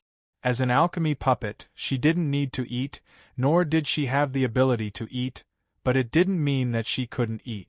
If it was solid food, she would directly incinerate it with the black flames in her mouth. Looking from the outside, if coupled with the movement of her throat, it would be no different from a real person eating. As for simply drinking something, the liquid that entered the servant girl's body could also be incinerated by the black flame before it went deeper into the body through the simulated throat. Of course, if it was only liquid, it could also enter the body naturally without incinerating it. There were many tubes in Miss Maid's body.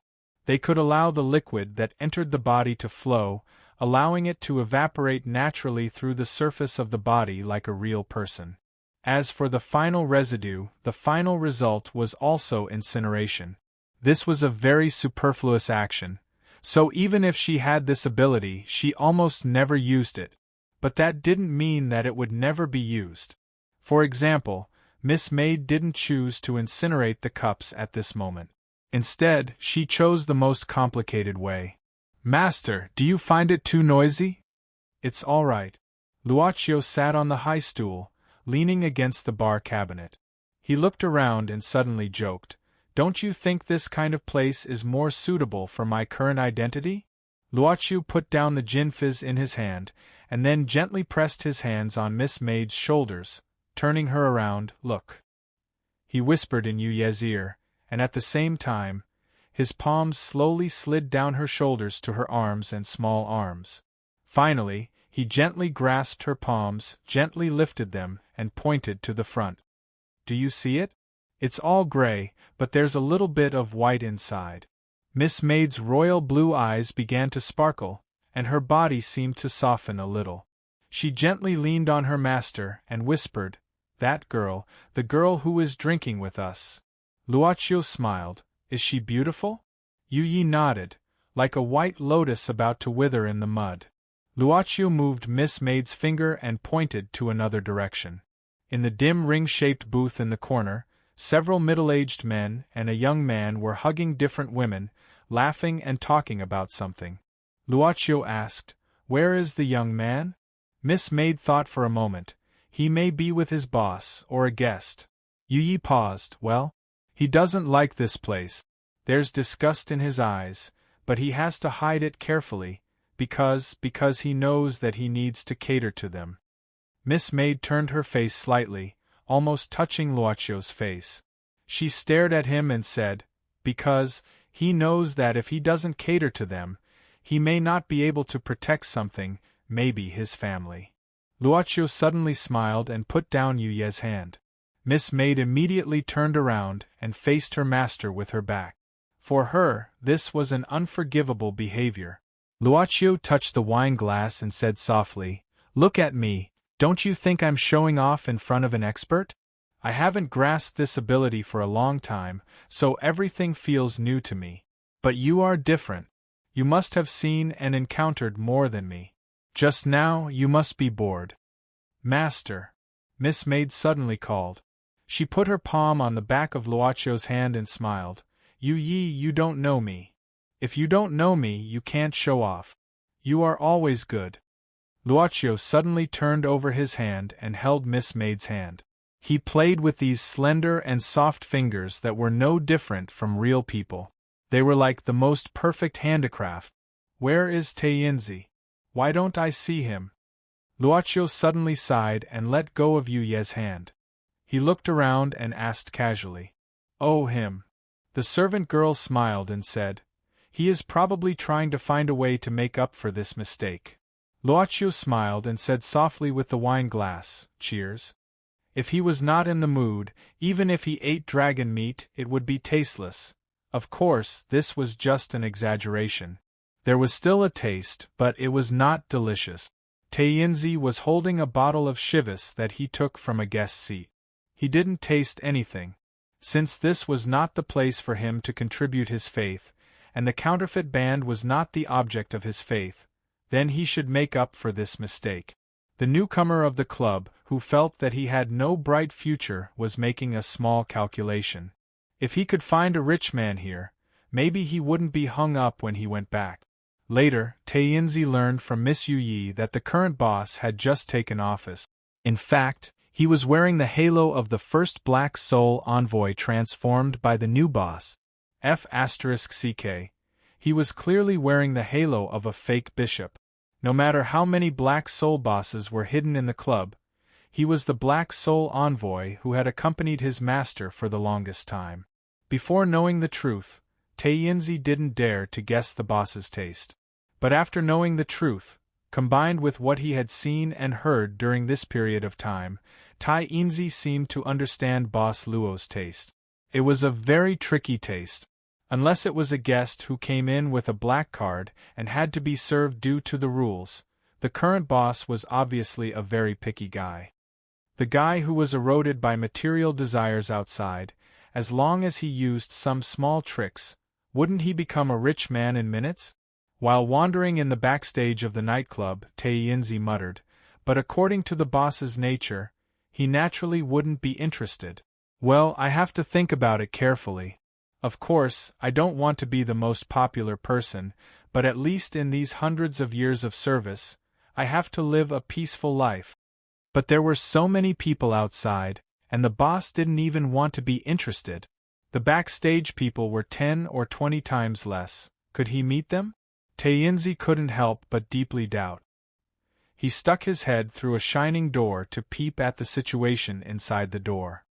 Well, these two guys are having an affair, only knowing how to indulge in lust. The woman is fat bad. He stuck his head through the second door. A group of employees hiding here to laze around, and their level is not high bad. He stuck his head through the third door. Toilet? Damn, a woman peeing while standing? Bad, bad, bad of bad. Taeyinzi sighed. Is there no ideal rich man? Suddenly, some noises attracted him. It seemed that two men were quarreling. Taeyinzi continued to stick his head in, only to see two men inside. One man just happened to punch the other man's face, and the latter was beaten to the ground. Chapter 4:11. After Hong Guan was beaten to the ground, he didn't get up immediately. He didn't intend to fight back against Qing Iran, who had just punched him in the face and even hit him to the ground.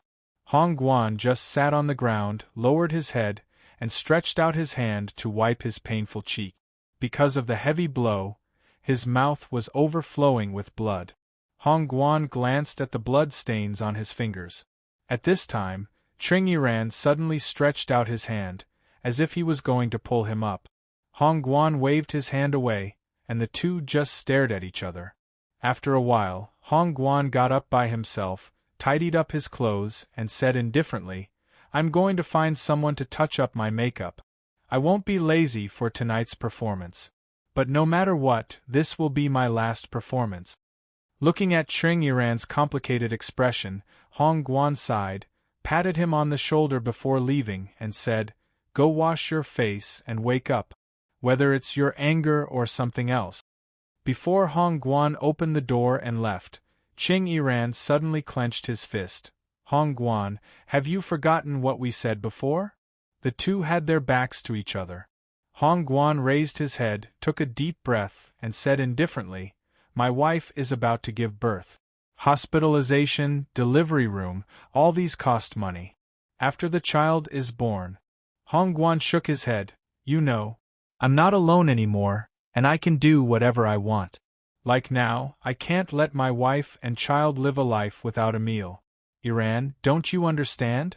It's not that no one understands our music, but we don't have this talent at all. Besides..." He finally turned his head slightly, looking at Qing Iran's back.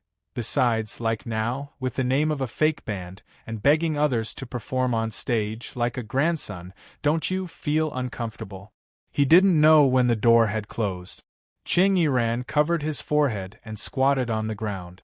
The sound of the nightclub outside was very loud, and even if it reached here, the floor was still slightly vibrated. Qing Iran covered his face with both hands, and squatted on the ground. He didn't know when the band members became fewer and fewer one by one. Finally, only he and Hong Guan were left. Even the name of today's so-called concert was no longer the same as before. Qing Iran couldn't remember what the first member said to him. Even what Hong Guan said just now, he hoped to forget it as soon as possible. "The few of us got to know each other when we were drifting in Beijing. When he was young, he was hot-blooded and fearless, traveling far and wide. I'm the only one left." Qing Iran suddenly stood up, grabbing an electric guitar, leaning against the corner of the wall, and smashing it on the floor. "Smash it into pieces. I'm the only one. I'm the only one left. I'm the only one left. I'm the only one left. Let's go. Let's all go. Let's all go. Let's all go. Ah." Qing Iran finally stopped. He covered his eyes with the guitar head in his hand. He was alone. Alone. After Hong Guan left, Taeyinzi, who was just a bystander, still stayed here. After drinking 2 mouthfuls of chivas, Taeyinzi turned around and walked back the way he came. On his palm, a white card was faintly discernible. It seemed to be constantly switching between condensing and dissipating. However, this super newcomer of the club had a gloomy face. It was unknown what he was thinking. It was not until Taeyinzi followed his master's aura and arrived before Boss Luo that the white card in his hand finally took shape. And Taeyinzi's face also changed into a happy eunuch's face.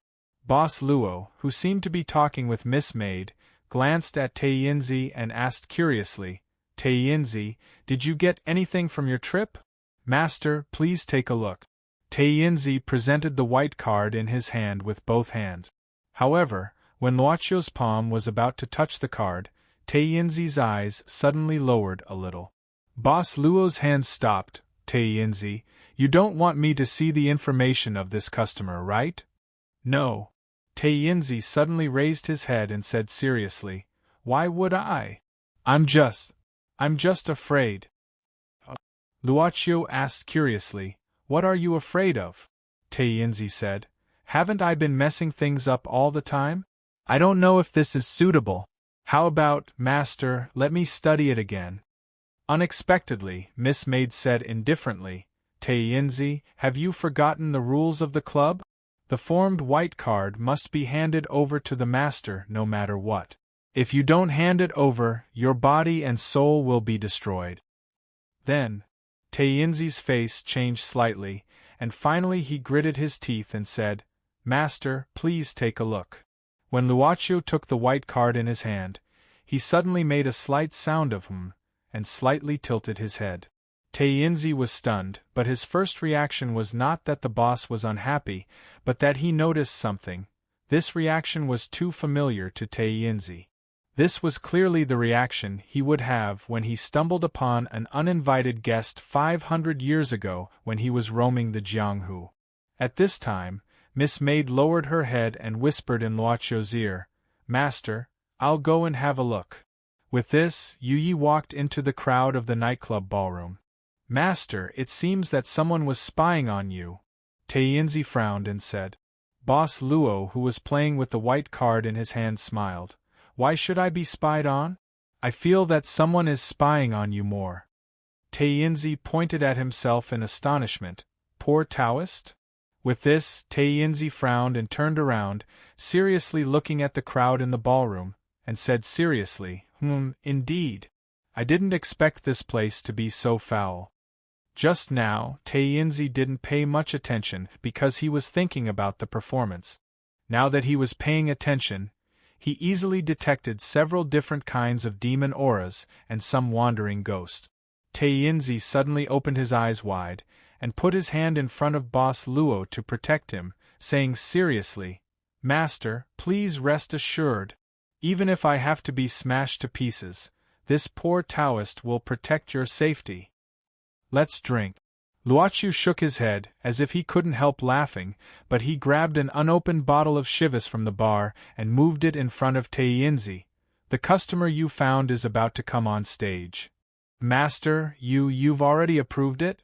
Taiyinzi was stunned. Luochu shook his head and didn't say anything. He just held the glass of gin fizz in his hand and touched the bottle of Chivas, smiling, cheers. At the same time, a fashionable man on the stage held a microphone and shouted loudly, dear guests, let's make the atmosphere more lively, okay? Is that okay? Do you want to listen to something more wild? A more heroic sound? Okay. No time to lose. Let's invite our famous band, Germanic Chariot. That was a voice that could be heard through the wall in the alley behind the nightclub's back door. The voice could be faintly heard. Miss Servant Girl slightly tilted her head. After hearing this, she turned her head and looked at the back in front of her. Looking at the back, Miss Servant Girl had a feeling of déjà vu for a moment. How should she describe it? A weird hairstyle, a plaid shirt with big sleeves, and bell-bottoms with narrow legs. Miss Servant Girl felt that she saw the club's new Black Soul envoy. At this time, the strange man in front of him suddenly stopped. Ha, I only took one more look at you in the crowd, and you chased me all the way here. Is it because I'm too charming? With a thick Sichuan accent, the weird man turned around and laughed. Ha, although you're very beautiful, you're the second most beautiful person in the world. So, don't fall in love with me, ha? Miss Servant Girl had no expression, but her blue eyes lit up. Can I ask you a question? Well, I'll answer you if I want to, but… He shook his head. If I don't like it, I won't say it. Why are you looking at us secretly? My eyes are on my body. Do I need you to control what I see? The strange man smacked his lips and blinked his eyes a few times. A golden light flashed in his pupils. Not a ghost, not a human, not a demon, what are you? Interesting, interesting. Me? Miss Servant Girl smiled and whispered, "Of course, I belong to my master," and the strange man was suddenly stunned. The beautiful woman in front of him seemed to have suddenly disappeared. The next moment she appeared in front of him, extremely close to him, and the voice seemed to be ringing in his ears. "And except for my master, I really don't like to be called thing by others." The weird man. Brother Shaoxing suddenly felt that the countless fine hairs on his body seemed to have been electrocuted. They stood up one by one, and he suddenly took a step back. His heart seemed to have been struck by lightning, and his scalp was numb. Interesting, interesting. Unexpectedly, the beautiful woman in front of him just said indifferently, "My master doesn't like to fight for nothing. Since you're just curious, then it's nothing. But, next time, please pay attention to your tone of speaking." Miss Servant Girl turned and left. Brother Shaoxing was stunned and subconsciously wiped his forehead. His palm was wet. He suddenly felt a chill on his back and reached out to touch it. His face was full of fear. His back, from his shirt to his pants, had completely disappeared, as if it had been incinerated by something. "Oh my God! Who is this woman?" Brother Shaoxing kept blinking.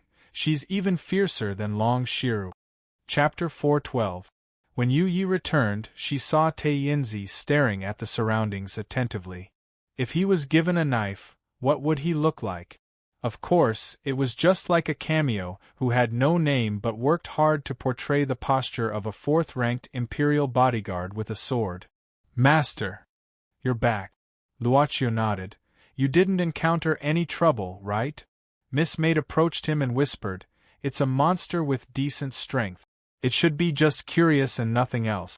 I've already warned it. Master, is it okay to deal with it this way?" "Just do as you say." Luochio smiled and suddenly waved his hand to pinch Yu Ye's clothes on her shoulder. "This is—" Yu Yi frowned. She always liked to be clean and not be stained with dust. "It looks like a strand of hair."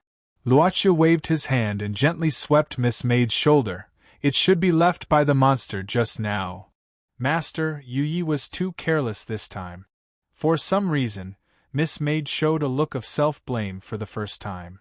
"As you said, it's a monster with decent strength. It's normal for it to have some little tricks that people don't notice." Luochio smiled and stretched out his hand to wipe Yu Ye's frown. "The systems of the East and the West are different. The source of our power is even more different from other systems. It's not strange that we can't notice it once or twice." With that, Luochio looked at the short strand of hair in his hand. The golden hair was about half the length of a finger. Boss Luo suddenly opened his palm and let the strand of hair lie flat in his palm. Suddenly, it automatically broke into countless small pieces that were as fine as dust, and it completely disappeared with a puff of air. Just like a lion won't pay attention to ants crawling on the ground, Luochio said indifferently, then suddenly smiled and looked at Yu Yi. "You don't need to blame yourself. But it's okay to be upset because it will make you look cute. And it's also my first time to see it." Yu Yi nodded. But in an instant, she returned to the Miss Maid who could do almost everything in the club. "Let's watch the performance." Luochio looked at the dance floor and the stage. He saw two young men holding their instruments and waving their hands while walking out from the back of the stage. Without saying anything, the explosive music sounded. As a guitarist, Cheng Yiran started her solo at the first time. Her fingers on the strings were like a powerhouse, increasing the sound effect again. Luochio drank the last mouthful of gin fizz, and suddenly said, "Tai Yinzi, since you found a financial backer, then go to work. This poor priest knows." Tai Yinzi nodded. "Some people said that this country's rock is dead. Some people said that it was still alive. For Cheng Yiran, it was still alive. For people who liked it, it was still alive. But it was undeniable that no matter how many people said that it was still alive, the number of people who liked it was always decreasing, and the number of people who understood it was also decreasing. This kind of situation, perhaps it really hurt the rock musicians. They couldn't listen, couldn't say, and could only argue, but in the end they were powerless to deal with the mainstream public. They either had a war of words in some forums, or they killed a bloody path to bring it to various large stages again and again. But, in this country with a population of 1.4 billion, they were still too few. Who knows if there will be a day when this country will be able to reproduce the popularity of rock and roll all over the country decades ago? After all, there were too few successful people walking on this road. Without a great beauty, they couldn't walk the path of idols and quickly become popular. Without a strong financial backer, they could only fight for the same stage with thousands of people, and without a strong strength, they could only be hot-blooded, could only be in this kind of place. The audience below the stage was indeed very lively, but it wasn't because of the music at this moment, but because of the alcohol and the beauty around him. Ching Yiran's fingers became faster and faster, but he gradually felt pain and numbness in his fingers. When he first learned to play the guitar, he often felt pain and numbness in his fingers, but it was far less painful than this. He tried his best to play, but at best, it was just a tool for the people here to set off the atmosphere. The music sounded again, but no one looked at him. "This is not what I want." It was as if there was a voice whispering in his ear. "Is this what you want?" Was it his own voice? Or was it someone else's voice? Ching Yiran suddenly couldn't hear the lively voices below the stage. It was as if he had suddenly lost his hearing. A buzzing sound kept circling in his mind, lingering and becoming more and more ferocious. It pierced through his pride, his perseverance, and his persistence, leaving nothing behind. Ching Yiran came back to his senses under a loud sound. There were many sound systems below the stage, and at this time, they were constantly repeating the ear-piercing buzzing sound. Ching Yiran looked below the stage in surprise and fear. Those so-called audience, who didn't look at him were now looking at him one by one.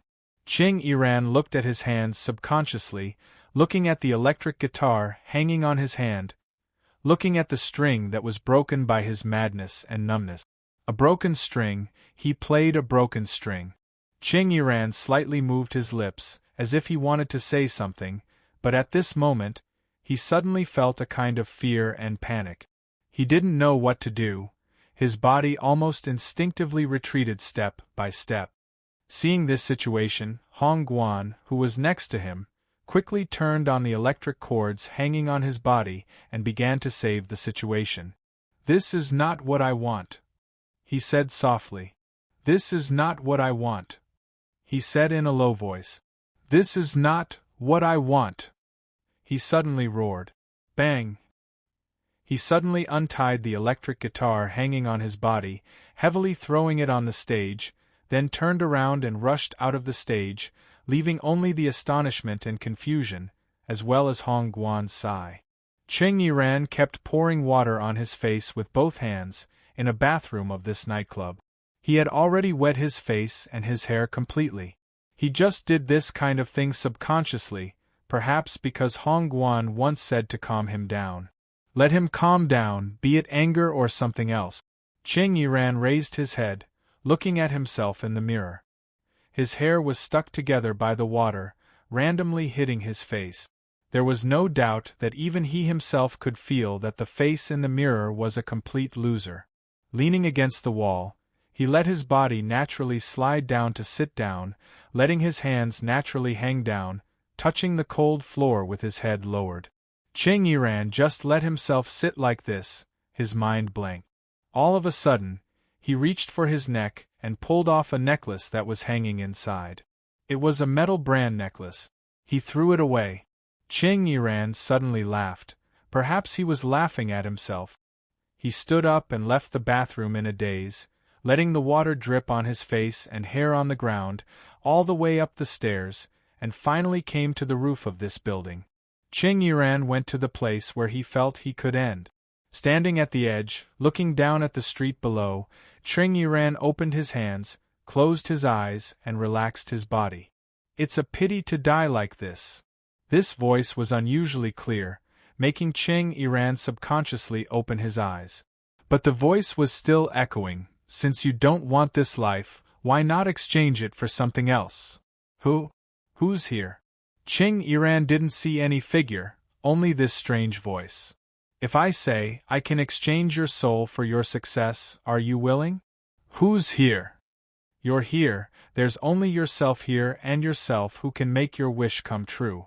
The voice became deeper. Come on, as long as you're willing, you can make your wish come true. You may even use your music to conquer this world. Come on, follow me. As if attracted by something, Ching Yiran's footsteps began to move away from the edge of this area. He still couldn't see any figure other than himself. But he seemed to know where to go. Step by step, he walked down the stairs, and then came to the door of a private room in this nightclub. Ching Yiran pushed open the door. It was dark inside, there was no light turned on. He could only see what seemed to be two figures,